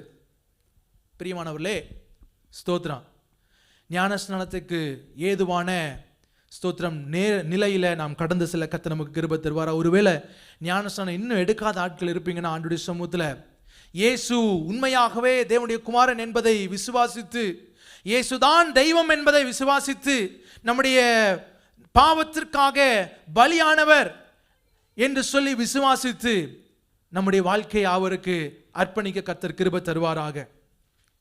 தண்ணீர் மூழ்கினால் ஞானஸ்நானம் எடுத்து இயேசு எடுத்தது போல, ஆமென், ஸ்தோத்திரம், தண்ணீருக்குள் மூழ்கி அவருடைய மரணத்திற்கும் அடக்கத்திற்கும் உயிர்த்தெழுதலுக்கும் ஒப்பனையாக இணையாக நாம் ஞானஸ்நானம் எடுக்க தேவன் கிருபை தருவாராக. ஒவ்வொரு மாதத்திலும் கர்த்தருடைய பரிசுத்த பந்தியை நினைவு கூறுகிறோம். ஒவ்வொரு மாதத்திலும் அவருடைய பாடு மரணங்களை நினைவு கூறுகிறோம். பிரியமானவர்களே, ஸ்தோத்திரம், அதில் பங்கு பெறுவதற்கு ஸ்தோத்திரம் நாம் திருமுழுக்கு ஞானஸ்நானம் எடுத்தவர்களாய் காணப்பட வேண்டும். ஆமென். தண்ணீர் மூழ்கினால் ஞானஸ்நானம் எடுத்தவர்களாய் காணப்பட வேண்டும். ஏனென்று சொன்னால் வசனம் சொல்லுகிறது, அபாத்திரமாய் அவருடைய அப்பத்தை புசித்து அவருடைய பாத்திரத்தில் பான பண்ணுகிறவன் அவன் ஸ்தோத்திரம் கர்த்தரை குறித்து ஸ்தோத்திரம் தெளிவுள்ளவனாக காணப்பட வேண்டும். அபாத்திரமாய் ஒரு நாளும் புசிக்க கூடாது. அபாத்திரமாய் ஒரு நாளும் பங்கு பெறக்கூடாது. ஞானஸ்நானம் எடுத்த ஒவ்வொருவரும் நிச்சயமாகவே ஸ்தோத்திரம் அந்த பரிசுத்த பந்தியில பங்கு பெற வேண்டும். நம்மை சுத்திகரித்து பாவத்திலிருந்து கர்த்தரனை விடுவித்தார் என்று சொல்லி நிச்சயத்தோடு பாவ அறிக்கை செய்து ஆண்டுடைய சமூகத்தில் விடுதலையாகி பங்கு பெறுவது கட்டாய அவசியமாக இருக்கிறது. அதே சமயத்தில் அதில் பங்கு பெறுவதற்கு திருமுழுக்கு ஞானஸ்நானம் எடுத்து பரிசுத்தமுள்ள ஜீவியம் ஜீவிக்க, பரிசுத்தவான்களோட ஐக்கியம் காணப்பட நாம் அதில் பங்கு பெற தேவன் நமக்கு கிருபை தருவாராக. நம்முடைய சபையில் அருமையான ஒரு வாய்ப்பு இருக்கிறது. ஞானஸ்நான வகுப்புகள் என்று நடைபெறுகிறது. ஒரு மாதத்திலும் அதில் ஸ்தோத்திரம் ஆண்டவர் சிலரை இணைக்கிறார். ஒருவேளை நீங்கள் ஞானஸ்நானம் எடுக்கவில்லை என்று சொன்னால் தேவனுடைய ராஜ்யத்திற்குள்ளாக பிரவேசிக்கும் வாய்ப்பை இழந்துவிட கூடும் என்பதை நீங்கள் நினைவு கூர்ந்து ஆண்டுடைய சமூகத்தில் இந்த திருமுழுக்கு ஞானஸ்நானத்திற்கு நீராக உங்கள் வாழ்க்கையை அர்ப்பணிங்க. கர்த்தர் உங்களை நடத்துவாராக. லேலூயா, ஹல்லேலூயா. தேவனுடைய ராஜ்யத்தில் பிரவேசிக்க நான் என்ன செய்ய வேண்டும், நித்திய ஜீவனை சுதந்தரித்துக் கொள்வதற்கு நான் என்ன செய்ய வேண்டும் என்று சொல்லி ஆண்டவரிடத்தில் வந்த நிக்கோதேமுக்கு ஆண்டவர் சொன்ன பதில், ஒருவன் ஜலத்தினாலும் ஆவியினாலும் பிறவாவிட்டால் தேவனுடைய ராஜ்யத்தில் பிரவேசிக்க மாட்டான். ஜலத்தினால் பிறக்கும் அனுபவத்தை குறித்து நாம் பார்த்தோம் பிரியமானவர்களே. அதே போல ஆவியினால் பிறக்கும் அனுபவமும் நமக்கு மிக முக்கியமான ஒன்று. ஒருவன் ஜலத்தினால் மாத்திரமல்ல ஆவியினால் பிறந்தான் என்று சொன்னால்தான் அவன் பரலோக ராஜ்யத்திற்கு தேவனுடைய ராஜ்யத்திற்குள்ளாக பிரவேசிக்க முடியும். ஆமென். கர்த்தருக்கு மகிமை உண்டாவதாக. பரிசுத்த ஆவியினால் ஞானஸ்நானத்தின் அனுபவத்திற்கு நேராக வழி நடத்தப்படுகிற அனுபவம் நமக்கு தேவை. நாம் ஆவியானவரால் நிறையப்படுகிற அனுபவம் நமக்கு தேவை. ஆவியானவரால் நடத்தப்படுகிற அனுபவம் நமக்கு தேவை. வேதம் வாசிக்கும் பொழுது, ஜெபிக்கும் பொழுது ஆவியானுடைய துணையோடு செயல்படும் அனுபவம் நமக்கு தேவை. பிரியமானவர்களே, மார்க் 1 அதிகாரத்தின் 8வது வசனத்தில் நான் ஜலத்தினால் உங்களுக்கு ஞானஸ்நானம் கொடுத்தேன். யோவான் ஸ்நானகன் சொல்லுகிறார், நான் ஜலத்தினால் உங்களுக்கு ஞானஸ்நானம் கொடுத்தேன், அவரோ பரிசுத்த ஆவியினால் உங்களுக்கு ஞானஸ்நானம் கொடுப்பார் என்று பிரசங்கித்தார். இயேசு கிறிஸ்துவோ பரிசுத்த ஆவியினால் உங்களுக்கு ஞானஸ்நானம் கொடுப்பார் என்று சொல்லி பிரசங்கித்தான் என்று சொல்லி பார்க்கிறோம். பிரியமானவர்களே, நாம் தேவனுடைய ராஜ்யத்திற்கு உரியவர்களாய் மாறுவதற்கு நாம் செய்ய வேண்டிய இரண்டாவது காரியம், பரிசுத்த ஆவியினால் ஞானஸ்நானத்தின் அனுபவத்திற்கு நேராக நாம் கடந்து வர வேண்டும். வேதம் இந்த பரிசுத்த ஆவின் நிறைவை குறித்து, இந்த பரிசுத்த ஆவின் ஞானஸ்நானத்தை குறித்து அநேக காரியங்களை நமக்கு காண்பிக்கிறது. அதில் ஒரு 6 காரியங்களை பார்ப்பதற்கு தேவன் கிருபை தருவாராக. என்ன? ஸ்தோத்திரம். முதலாவது, ஆவியினால் ஜீவன் பெறும் அனுபவம். நாம் இந்த பரிசுத்த ஆவியினால் ஞானஸ்நானம் பெறும் இந்த அனுபவம் இருக்கிறதல்லவா, பரிசுத்த ஆவியினால் நிரப்பப்படும் அனுபவம் இருக்கிறதல்லவா, இது ஆவியினால் நாம் இழந்து போன ஜீவனை பெற்றுக்கொள்ளும் அனுபவமாய் காணப்படுகிறது. ஆதியாகமத்தின் 2வது அதிகாரத்தின் 7வது வசனத்தை நாம் வாசிக்க கேட்போமாக. தேவனாகிய கர்த்தர் மனுஷனை பூமியின் மண்ணினாலே உருவாக்கி ஜீவ சுவாசத்தை அவன் நாசியிலே ஊதினார், மனுஷன் ஜீவ ஆத்துமாவானான். மண்ணினால் மனிதனை உருவாக்கி ஜீவ சுவாசத்தை, அவருக்குள் காணப்பட்ட அந்த ஜீவ சுவாசத்தை அவன் நாசியில ஊதினார், அவன் ஜீவ ஆத்மாவானான் என்று சொல்லி பார்க்கிறோம். இந்த ஜீவ ஆத்மாவாக கூடிய இந்த மனிதன் தேவனோடு தொடர்பு கொள்வதற்கு அவனுக்குள் காணப்பட்டது தேவன் கொடுத்த ஜீவ சுவாசமாய் காணப்படுகிறது. இந்த ஜீவ சுவாசத்தை பிரியமானவர்களே, பாவத்து நிமித்தமாக இழந்து போன நிலை, பாவம் வந்த பின்பதாக சுவாசம் மட்டும்தான் இருந்தது, அந்த ஜீவன் இல்லை. ஆண்டவரோடு தொடர்பு கொள்ள முடியாத ஒரு நிலை காணப்பட்டது. ஆகவேதான் பிதாவானவர் இயேசு கிறிஸ்துவை அனுப்புகிறார். இயேசு கிறிஸ்து இந்த உலகத்திற்கு வரும் பொழுது, பிலிப்பியர் 2வது அதிகாரத்தின் 6-7 வசனத்தில் வாசிக்கிறது போல, தேவனுக்கு சமமாயிருப்பதை கொள்ளையானிற பொருளாய் எண்ணாமல், ஸ்தோத்திரம், தம்மை தாமே வெறுமையாக்கி அடிமையின் ரூபம் எடுத்து மனுஷ சாயல் ஆனார் என்று சொல்லி வாசிக்கிறோமே. அந்த இயேசுவானவரை யோவான் அறிமுகப்படுத்தும் போது, யோவான் சுவிசேஷ நூலில் அறிமுகப்படுத்தும் போது 1வது அதிகாரத்தின் 1வது வசனத்தில், ஆதியிலே ஒரு வார்த்தை இருந்தது, அந்த வார்த்தை தேவனிடத்தில் இருந்தது, அந்த வார்த்தை தேவனாய் இருந்தது என்று சொல்லி அறிமுகப்படுத்துகிறார். 4வது வசனம் வரும் பொழுது, யோவான் 1வது அதிகாரத்தின் 4வது வசனத்தில் வரும் பொழுது, அவருக்குள் என்ன இருந்தது? என்ன இருந்தது? சொல்ல மாட்டேங்கிறீங்க. என்ன இருந்தது? ஜீவன் இருந்தது. அந்த ஜீவன் மனுஷனுக்கு ஒளியா இருந்தது. ஆமென். ஆண்டவராகிய இயேசு கிறிஸ்துவான ஒரு பூமிக்கு வரும் பொழுது, இயேசுவாய் வரும் பொழுது எல்லாவற்றையும் ஸ்தோத்திரம் அவர் விட்டு விட்டு வந்தார். ஆனால் ஒன்றே ஒன்று கொண்டு வந்தார், ஜீவனை கொண்டு வந்தார். மனிதன் இழந்து போன அந்த ஜீவனை, ஸ்தோத்திரம், மனிதன் பாவத்து நிமித்தமாக இழந்து போன அந்த ஜீவனை ஆண்டவராகிய இயேசு கிறிஸ்துவானவர் நமக்காக அதை கொண்டு வந்தார். பிரியமானவர்களே, யோவான் 20வது அதிகாரத்தின் 22வது வசனத்தில் பார்க்கிறோம், இந்த இயேசுவானவர் தம்முடைய சீஷர்கள் மீது ஊதினார், பரிசுத்த ஆவியை பெற்றுக்கொள்ளுங்கள் என்று சொல்லி ஊதினார் என்று சொல்லி பார்க்கிறோம். ஆமென். ஸ்தோத்திரம். எப்படி ஆண்டவராகிய தேவன் ஆதியிலே மனிதனுடைய நாசியிலே ஊதினாரோ மனிதன் ஜீவ ஆத்மாவானானோ, அதே போல இங்கு ஆண்டவராகிய இயேசு கிறிஸ்துவும் தம்முடைய சீஷர்களை பரிசுத்த ஆவியினால் பெற்றுக்கொள்வதற்கு ஊதினார் என்று சொல்லி பார்க்கிறோம். ஆனால் பெற்றுக்கொள்வதற்கு அவர்கள் காத்திருக்க வேண்டியதாக இருந்தது. அவர்கள் அதற்கு காத்து கொண்டிருந்தார்கள்.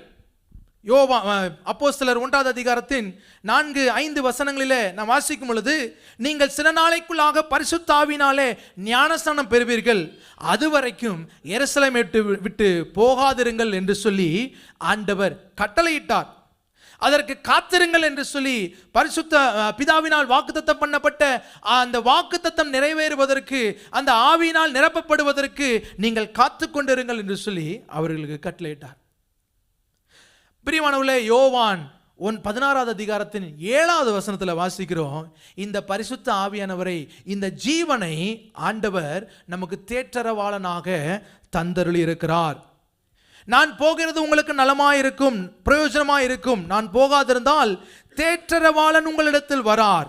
நான் போவேனேயாகில் அவரை உங்களிடத்தில் அனுப்புவேன் என்று சொல்லி இழந்து போன அந்த ஜீவனை, பிரியமானவர்களே ஸ்தோத்திரம், பரிசுத்த ஆவியாக நமக்கு தேற்றரவாளனாக அவர் கொடுத்து வைத்திருக்கிறார். இவரை பெற்றுக்கொள்ளும் அனுபவம், இந்த ஜீவனை நம்முடைய வாழ்க்கையில பெற்றுக்கொள்ளும் அனுபவம் நம்மை தேவ ராஜ்யத்திற்கு உரியவர்களாய் நம்மை மாற்றுகிறது. ஞானஸ்நானம் எடுக்கும் பொழுது தேவனுக்குள்ளாக நம்முடைய வாழ்க்கை ஆரம்பிக்கப்படுகிறது. ஆனால் பரிசுத்த ஆவியினால் நிரப்பப்படும் பொழுது நாம் ஸ்தோத்திரம் பரிசுத்த ஆவியின் பலத்தோடு தேவன் நமக்கு வைத்திருக்கும் அந்த பரம கானானுக்கு நேராக நடந்து செல்வதற்கு தேவன் கிருபை தருகிறார். வேதத்தை வாசிக்கும் பொழுது, சபை கூட்டங்களில் வந்து பங்கு பெறும் பொழுது, ஜபங்களில் வந்து பங்கு பெறும் பொழுது, சில நேரங்களில் we feel spiritually empty, we feel deep dry. ஆவிக்குள்ளான ஒரு சோர்வு, ஆவிக்குள்ளான ஒரு அசதி, ஆவிக்குள்ளான ஒரு மந்த நிலை காணப்படுகிறது அல்லவா? பிரியமானவர்களே ஸ்தோத்திரம், இந்த ஜீவனுக்காக ஆமென், இந்த தேற்றவாளன் நம்மை நிரப்பும்படியாக நாம் காத்திருக்க வேண்டும். அவரால் நாம் நிரப்பப்படும் பொழுது ஸ்தோத்திரம், அவர் ஸ்தோத்திரம் பைபிள் கம்ஸ் அலைவ். நாம் வாசிக்கும் வேத வசனம் நமக்கு உயிர் பெற்ற வார்த்தைகளாய் நமக்கு காணப்படுகிறது. பிரியமானவர்களே, நம்முடைய ஆராதனைகள் உயிர் மீட்சின் ஆராதனைகளாய் மாற்றப்படுகிறது.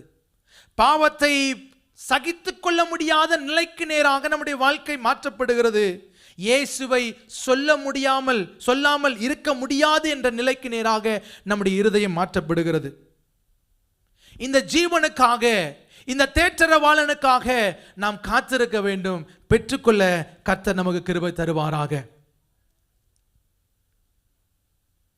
ஆவியினால் பிறந்தோம் என்று சொன்னால் தேவனுடைய ராஜ்யத்திற்குள்ளாக பிரவேசிக்க கர்த்தர் நமக்கு கிருபை தருகிறார். அதில் இரண்டாவது அப்போஸ்தலர் 1வது அதிகாரத்தின் 8வது வசனத்தில், அதில் அப்போஸ்தலர் 1வது அதிகாரத்தின் 8வது வசனத்தில் இரண்டாவது ஒரு அனுபவத்தை குறித்து அங்கு பார்க்கிறோம். என்ன அனுபவம்? பரிசுத்த ஆவி உங்களிடத்தில் வரும்போது, பரிசுத்த ஆவி உங்களிடத்தில் வரும் பொழுது நீங்கள் பலனடைந்து போதும். ஆமென். பரிசுத்த ஆவியானவர் நம்மை நிரப்பும் பொழுது, அந்த ஞானஸ்நான அனுபவத்திற்கு நேராக நாம் செல்லும் பொழுது நமக்குள்ளாக பலன் வருகிறது. நாம் பலன் அடைகிறோம். எதற்கு இந்த பலன்? Why this power? To live holy in the unholy world. பரிசுத்தமுள்ளவர்களாய் பாவம் நிறைந்த உலகில் வாழுவதற்கு ஏற்ற பலனாய் இது காணப்படுகிறது. To love those who hate us. நம்மை பகைக்கிறவர்களை, நம்மை விரோதிக்கிறவர்களை, நம்மை கொலை செய்கிறவர்களையும் மன்னியும் ஆண்டவரே என்று சொல்லி நேசிக்கும் அந்த அன்பை வெளிப்படுத்துவதற்கு இந்த பலன் தேவைப்படுகிறது. இயேசுவுக்காக சாட்சியாய் நிற்பதற்கு, இயேசுவை பிரசங்கிப்பதற்கு, அந்த உண்மையான இயேசுவை சுவிசேஷமாக உண்மையை அன்போடு கொண்டு செல்லுவதற்கு இந்த பலன் நமக்கு தேவைப்படுகிறது. இருளான உலகத்தில், திசை தெரியாத நேரத்தில் இயேசுவின் ஒளியை சுமந்து செல்லுபவர்களாக ஆமென் ஸ்தோத்திரம் இந்த பலன் நமக்கு தேவைப்படுகிறது.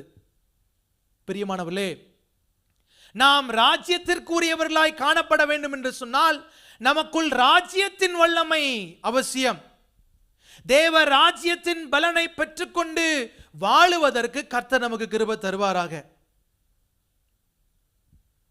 அப்பொழுது நம்முடைய சிந்தனைகளும் நம்முடைய செயல்பாடுகளும் தேவ ராஜ்யத்திற்குரிய நிலைகளாய் அது காணப்படும். பிரியமானவர்களே, அந்த வல்லமையை பெற்றுக்கொள்ள, அந்த பலனை பெற்றுக்கொள்ள கர்த்தர் நமக்கு கிருபை தருவாராக. தேவ ராஜ்யத்திற்குள் பிரவேசிப்பதற்கு பரிசுத்த ஆவின் பலன் நமக்கு தேவை. மூன்றாவது, அப்போஸ்தலர் 2வது அதிகாரத்தின் 4வது வசனமும் 14வது வசனத்தையும் நாம் வாசிக்க கேட்போமாக. அப்போஸ்தலர் 2வது அதிகாரத்தின் 4வது வசனமும் 14வது வசனத்தையும் வாசிக்க கேட்போம். அவர்கள் எல்லாரும் பரிசுத்த ஆவியினாலே நிரப்பப்பட்டு ஆவியானவர் தங்களுக்கு தந்தருளின வரத்தின்படியே வெவ்வேறு பாஷைகளிலே பேசத் தொடங்கினார்கள். அப்பொழுது பேதுரு 11 கூட நின்று அவர்களை நோக்கி உரத்த சத்தமாய், யூதர்களே, எருசலேமில் வாசம் பண்ணுகிற ஜனங்களே, நீங்கள் எல்லாரும் அறிந்து கொள்வீர்களாக என் வார்த்தைகளுக்கு செவி கொடுங்கள். ஆவியின் ஞானஸ்நானத்தின் மூன்றாவது நிலை என்ன அப்படின்னா, we will have one minded, ஒருமனப்படுகிறவர்களாய் நாம் காணப்படுவோம். ஒருமனப்பட்ட ஸ்தோத்திரம் சிந்தனை நமக்குள்ளாக காணப்படும். இங்க என்ன நடக்கிறது? பரிசுத்த ஆவியினால் அவர்கள் நிரப்பப்பட்ட பொழுது பேதுரு 11 பேரோடு ஏழுமை நின்று பிரசங்கிக்க ஆரம்பிக்கிறான். பிரியமானவர்களே, பரிசுத்த ஆவியின் ஞானஸ்நானத்தை நிரப்பப்படுதலை பெறுவதற்கு முன்பதாக the disciples were confused, they were afraid, they were hiding behind locked doors. பூட்டப்பட்ட கதவுகளுக்கு பின்பதாக ஒளிந்து கொண்டு, மறைந்து கொண்டு, பயந்து கொண்டு, குழப்பத்தில் வாழ்ந்து கொண்டிருந்த அவருடைய வாழ்க்கை தெளிவடைகிறது. பேதுரு இயேசுவை 3 விசை மறுதலித்தான். இப்பொழுது இயேசுவை ஸ்தோத்திரம் 11 பேரோடு எழும்பி நின்று ஸ்தோத்திரம் பிரசங்கிக்கிறான். 1000 பேர்களுக்கு பிரசங்கிக்கிறான். பிரியமானவர்களே, 6 வாரத்துக்கு முன்னாடி, இந்த பெந்தேகோஸ்தே அனுபவத்தின் 6 வாரத்துக்கு முன்பதாக, இந்த ஆவினால் நிரப்பப்படுகிற 6 வாரத்துக்கு முன்பதாக ஆண்டவராகிய இயேசு கிறிஸ்துவானவரோடு அவர்கள் பஸ்காவை ஆசைக்கிறார்கள். லூக்கா 22வது அதிகாரத்தின் 21வது வசனத்திலிருந்து 24வது வசனம் வரைக்கும் உள்ளதான பகுதி. அங்கு பஸ்காவை ஆசரிக்கும் போது இயேசுவானவர் சொல்லுகிறார், நான் பாடுபட போகிறேன், நான் மரணத்துக்கு நேராக நான் சொல்ல போகிறேன் என்று சொல்லும் பொழுது இவர்களுக்குள்ள ஒரு வாக்குவாதம் வருது. என்ன வாக்குவாதம்? நம்மள் யாரு பெரியவர், நம்மள யாரு பெரியவர்? இயேசுவானவர் போயிட்டாரு, சீட்டு காலி, அடுத்தது யாரு? நீயா நானானு போட்டி போடுகிற நிலை, பிரிவினை நிலை இவர்களுக்குள்ள காணப்பட்டது. பிரியமானவர்களே, ஆனால் பரிசுத்த ஆவியினால் நிரப்பப்பட்ட பொழுது, அவர்கள் ஆவியினால் நிரப்பப்பட்ட பொழுது அவருடைய சிந்தனைகள் மாற்றப்படுகிறது. தேவ ராஜ்ய சிந்தனைகளாய் மாற்றப்படுகிறது. இப்பொழுது they were not fighting for who is greater. ஆமென், ஸ்தோத்திரம். அவர்கள் ஒருமனப்பட்டு பேதுருவும் 11 பேரும் இணைந்து இயேசு கிறிஸ்துவை மகிமைப்படுத்தும் ஊழியத்தை செய்ய தொடங்குகிறார்கள். தேவராஜ்ய சிந்தனை உடையவர்களாக நாம் காணப்பட வேண்டும். தேவராஜ்ய சிந்தனை ஸ்தோத்திரம் பிரியமானவர்களே ஒருமனப்பாட்டில் காணப்படுகிறது. when we unite we will be strengthened. நாம் ஒருமனப்படும் பொழுது பலமுள்ளவர்களாய் காணப்படுகிறோம். பிரியமானவர்களே, பிரிவினைகள் இல்லாதபடிக்கு, ஏற்றத்தாழ்வுகள் இல்லாதபடிக்கு, பெரியவரா சின்னவரா, புதிதாய் வந்தவரா பழைய விசுவாசியா என்ற நிலை இல்லாதபடிக்கு எல்லோரும் ஏகோபித்து ஒரு மனதோடு செயல்படும் அனுபவத்திற்கு நேராக பரிசுத்த ஆவியின் நிறைவு நம்மை நடத்துகிறது.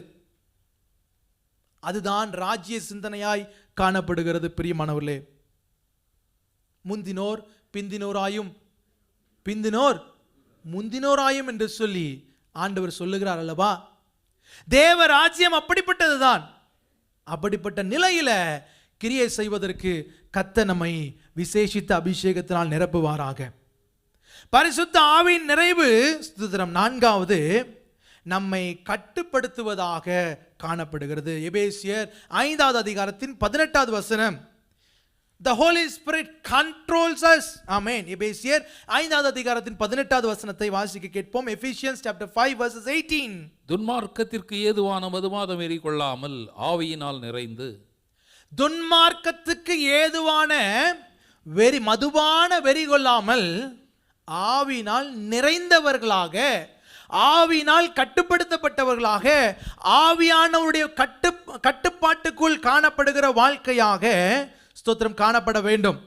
இந்த அனுபவம் எப்பொழுது வரும் அப்படின்னா, when we are filled with the Holy Spirit. நாம் பரிசுத்த ஆவியின் ஞானஸ்நானத்திற்குள்ளாக செல்லும் பொழுது, அந்த அனுபவத்திற்குள்ளாக செல்லும் பொழுது ஆவியானவர் தாமே நம்மை கட்டுப்படுத்தி நடத்துகிறவராய் காணப்படுகிறார். இங்கு வசனம் சொல்லுகிறது, துன்மார்க்கத்துக்கு ஏதுவான மதுபான வெறி கொள்ளாமல். சபைக்குள்ள வந்திருக்கும் ஒவ்வொரு விசுவாசிகளும் மதுபானத்தை கையில் எடுக்கக்கூடாது, குடிக்கிற பழக்கம் இருக்கக்கூடாது.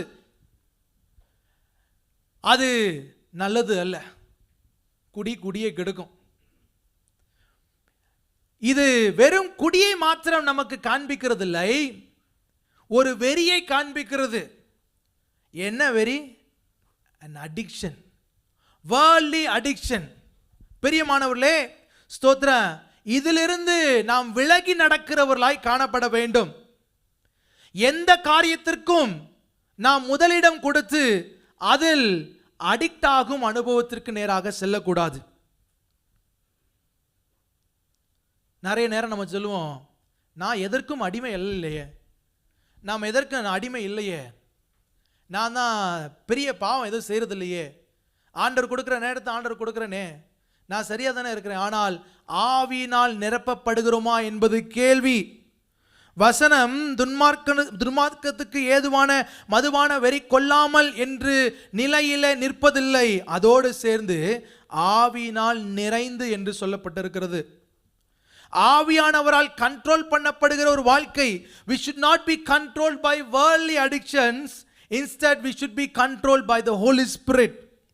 பரிசுத்த ஆவியின் நிறைவினால் நாம் ஸ்தோத்திரம் கட்டுப்படுத்தப்பட்டவர்களாக ஒவ்வொரு நாளும் அந்த அனுபவத்திற்கு நேராக நாம் கடந்து வர வேண்டும். இது ஒரு நாள் அனுபவம் அல்ல, ஒவ்வொரு நாளின் அனுபவமாய் காணப்படுகிறது. நாம் பரலோகத்திற்குரியவர்களாய் காணப்பட வேண்டும் என்று சொன்னால் நாம் பரிசுத்த ஆவியானவரால் கட்டுப்படுத்தி நடக்கிறவர்களாய் நம்முடைய ஜீவியம் காணப்பட வேண்டும். ஆமேன். ஆவியினால் ஸ்தோத்திரம் எடுக்கும் ஞானஸ்நானத்தில் 5வது எபேசியர் 5வது அதிகாரத்தின் 19-20 வசனத்தை திருப்பிக் கொள்வோம். எபேசியர் 5வது அதிகாரத்தின் 19-20. சங்கீதங்களினாலும் கீர்த்தனைகளினாலும் ஞானப்பாட்டுகளினாலும் ஒருவருக்கொருவர் புத்தி சொல்லிக்கொண்டு உங்கள் இருதயத்தில் கர்த்தரை பாடி கீர்த்தனம் பண்ணி நம்முடைய கர்த்தராகிய இயேசு கிறிஸ்துவின் நாமத்தினாலே எப்பொழுதும் எல்லாவற்றிற்காகவும் பிதாவாகிய தேவனை ஸ்தோத்திரியுங்கள். ஆமென்.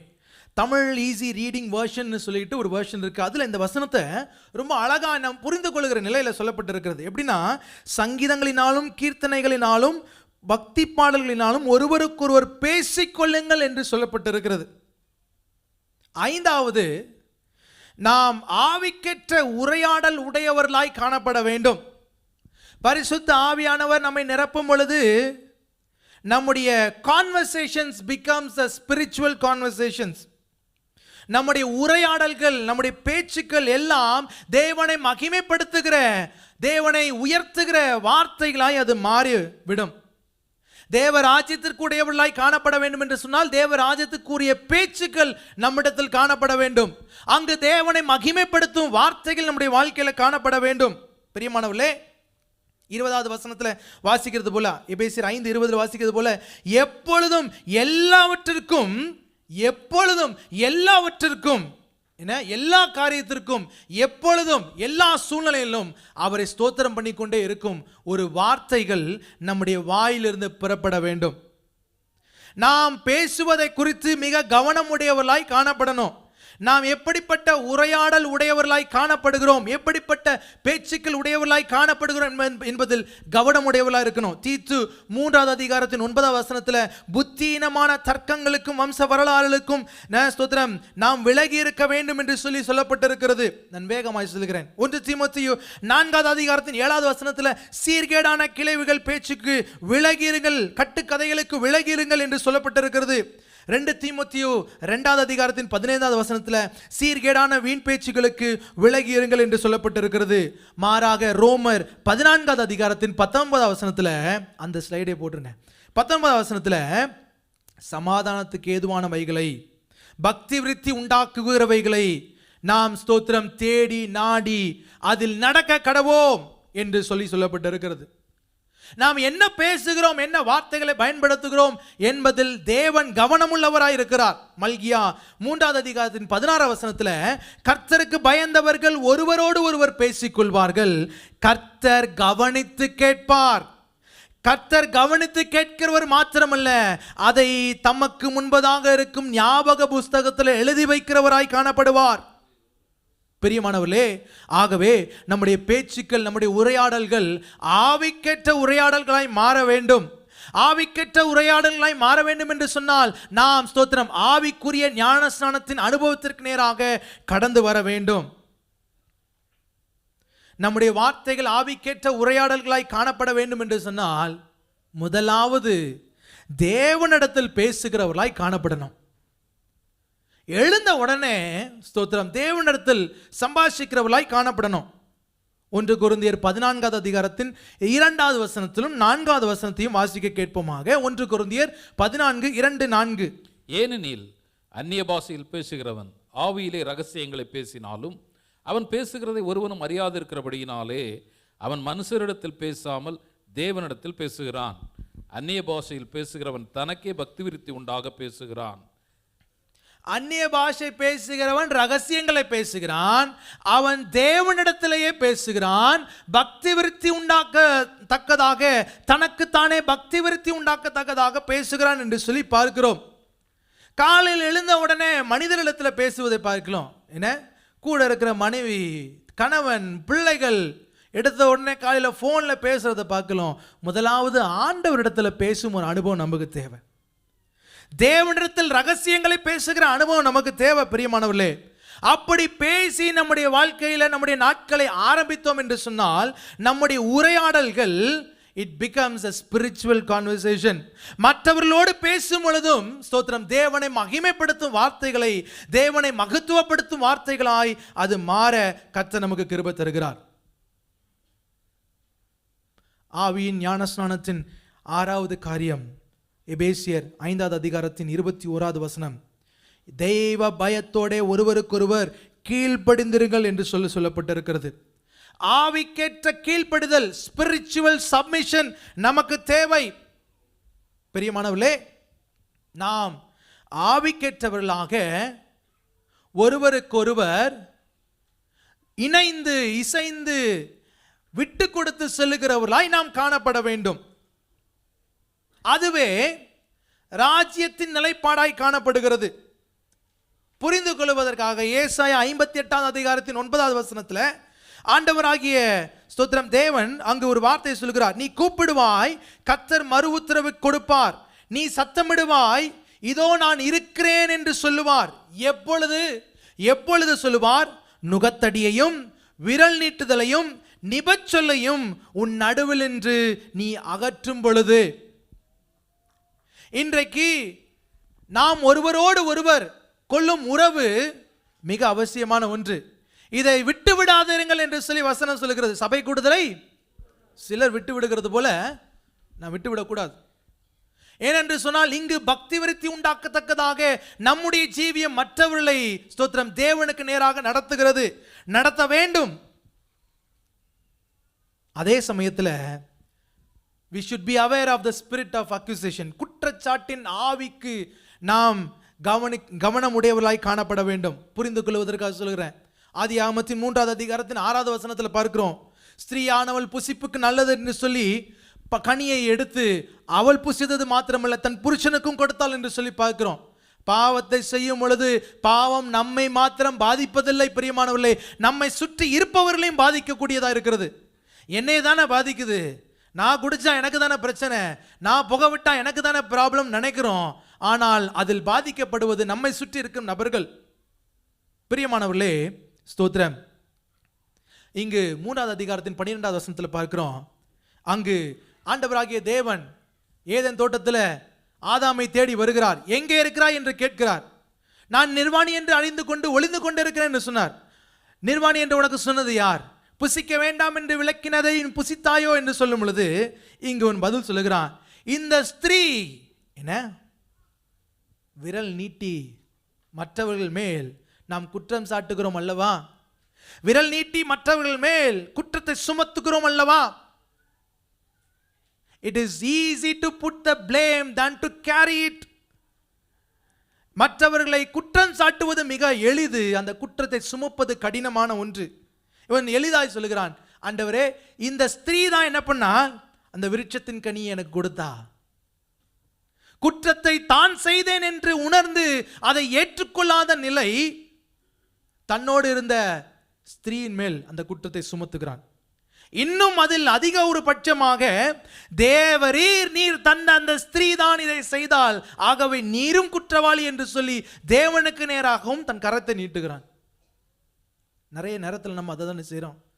நான் தப்பு பண்ணல, இந்த சூழ்நிலை தப்பு பண்ண வச்சிருச்சு. நான் பாவம் செய்யலை, இந்த சூழ்நிலை பாவம் பண்ண வச்சிருச்சு. நான் நல்லவனா தான் இருந்தேன், என் கூட இருந்த ஆளு என்ன பண்ணிட்டான், என்ன ரொம்ப எளிது கரத்தை நீட்டி பேசுவது. பிரியமானவர்களே, ஆவிக்கேற்ற கீழ்ப்படுதல் to one another, submit to one another. ஆமென். தேவ ராஜ்ய நிலையாய் காணப்படுகிறது. இந்த காலை நேரத்தில் நம்ம எல்லாரும் ஆண்டுடைய சமூகத்தில் எழும்பி நின்று ஒரு விஷயம் கூட நம்மை அர்ப்பணித்து, பிரியமானவர்களே ஸ்தோத்திரம், மறுபடியும் பிறக்கும் அனுபவத்திற்கு நேராக கர்த்தர் நம்மை நடத்தும்படியாக, ஸ்தோத்திரம், தேவராஜ்யத்தின் பங்காளிகளாக தேவராஜ்யத்திற்குள்ளாக பிரவேசிக்கும் அனுபவத்தை கர்த்தர் நமக்கு கொடுக்கும்படியாக, இந்த காலை நேரத்தில் கேட்டது போல, வசனத்தை கேட்டது போல, ஒருவேளை நம்மில் ஞானஸ்நானம் எடுக்காதவர்கள் இருப்பில் என்று சொன்னால், உங்கள் வாழ்க்கையை ஆண்டவருக்கு நேராக ஒரு விஷயம் கூட அர்ப்பணித்து, ஆண்டவரே ஞானஸ்நானத்திற்கு நேராக எங்களை அர்ப்பணிக்கிறோம் என்று சொல்லி அர்ப்பணித்து, ஆவிக்குள்ளாக நடத்தப்படாத அனுபவம் நமக்கு இருக்குமாயின், இந்த காலை நேரத்தில் ஆண்டவரே எங்களை நிரப்பும் என்று சொல்லி உமக்காய் நாங்கள் காத்திருக்கிறோம். மானானது நீரோடைகளை வாஞ்சித்து கதறுகிறது போல ஆண்டவரே, ஆவியானவரே, உமக்காய் நாங்கள் வாஞ்சித்து கதறுகிறோமே. எங்கள் வாழ்க்கை மாற்றப்படுவதற்கு, ஆவியில் நாங்கள் ஜீவன் பெறுவதற்கு, ஆவியில் பலன் பெறுவதற்கு, ஆண்டவரே ஆவியில் நாங்கள் ஒருமனப்படுவதற்கு, ஆவியானவரால் கட்டுப்படுத்தப்படுவதற்கு, ஆவிக்கேற்ற உரையாடல் உடையவர்களாய் காணப்படுவதற்கு, ஆவிக்கேற்ற கீழ்ப்படுதல் உள்ளவர்களாய் நாங்கள் காணப்படுவதற்கு கர்த்தர் ஆண்டவரே fill us Lord, எங்களை நிரப்புங்க அப்பா, எங்களை நிரப்புங்க அப்பா, எங்களை ஒரு விஷயம் கூட நிரப்புங்க ராஜா. இந்த எதிர்பார்ப்புகளோடு, ஸ்தோத்திரம், காத்திருத்தலோடு, வாஞ்சையோடு அவருடைய சமூகத்தில் கேட்டோம் என்று சொன்னால் நிச்சயமாகவே அவர் நிரப்ப போதுமானவராக இருக்கிறார். பிரியமானவர்களே, அவர் நம்மை நிரப்ப போதுமானவராக இருக்கிறார். ஆண்டவர், இந்த காலை நேரத்தில் அப்படிப்பட்ட எதிர்பார்ப்புகளோடு, வேண்டுதல்களோடு, விண்ணப்பங்களோடு உம்முடைய சமூகத்தில் வந்திருக்கும் எதிர்பார்ப்பான இருதயங்களை கர்த்தர் நிரப்புங்க, உம்முடைய ஆவினால் நிரப்புங்க. ஆண்டவரே ஸ்தோத்திரம் ராஜா, மறுபடியும் பிறக்கும் அனுபவத்தை எங்களுக்கு தாருங்க. ஆண்டவரே ஸ்தோத்திரம் அப்பா, ஜலத்தினாலும் ஆவினாலும் பிறக்கும் அனுபவத்தை கர்த்தர் எங்களுக்கு தாருங்க. ஆண்டவரே, தேவ ராஜ்யத்திற்குள்ளாக நாங்கள் பிரவேசிக்கணும் அனுபவத்தை கர்த்தர் எங்களுக்கு தாருங்க அப்பா. உம்மால் நடத்தப்பட, உம்மால் வழி நடத்தப்பட எங்களை நாங்கள் அர்ப்பணிக்கிறோம், எங்களை தாழ்த்துகிறோம், அர்ப்பணிக்கிறோம். மகிமையும் ஒருவர் எடுக்கிறோம். இயேசுவின் நாமத்தில் ஜெபிக்கிறோம் நல்ல பிதாவே, ஆமென், ஆமென். கரங்களை உயர்த்தி ஆசீர்வாதங்களை பெற்றுக்கொள்வோமாக. கர்த்தராகிய இயேசு கிறிஸ்துவின் கிருபையும், பிதாவாகிய தேவனுடைய அன்பும், பரிசுத்த ஆவியானுடைய அன்பும், ஐக்கியமும், சந்தோஷமும், சமாதானமும், பாதுகாப்பும், அரவணைப்பும் நாம் அனைவரோடு கூட என்றென்றைக்கும் நிலைத்திருப்பதாக. ஆமென். இந்த உயிருள்ள நாட்களெல்லாம் உம்மை புகழ்ந்து பாடிடுவேன். இந்த உயிருள்ள நாட்களெல்லாம் உம்மை புகழ்ந்து பாடிடுவேன். ராஜா நீ செய்த நன்மைகளை எண்ணி துதித்திடுவேன். ராஜா நீ செய்த நன்மைகளை எண்ணி துதித்திடுவேன். ஆராதனை உமக்கே, ஆராதனை உமக்கே, ஆராதனை உமக்கே, ஆராதனை உமக்கே, ஆராதனை உமக்கே, ஆராதனை உமக்கே, ஆராதனை உமக்கே, ஆராதனை உமக்கே. நாம் இணைந்து சொல்லுவோமாக. என் ஆத்துமாவே கர்த்தரை ஸ்தோத்திரி, என் முழு உள்ளமே அவருடைய பரிசுத்த நாமத்தை ஸ்தோத்திரி. என் ஆத்துமாவே கர்த்தரை ஸ்தோத்திரி, கர்த்தர் செய்த சகல உபகாரங்களை மறவாதே. ஆமென், ஆமென்.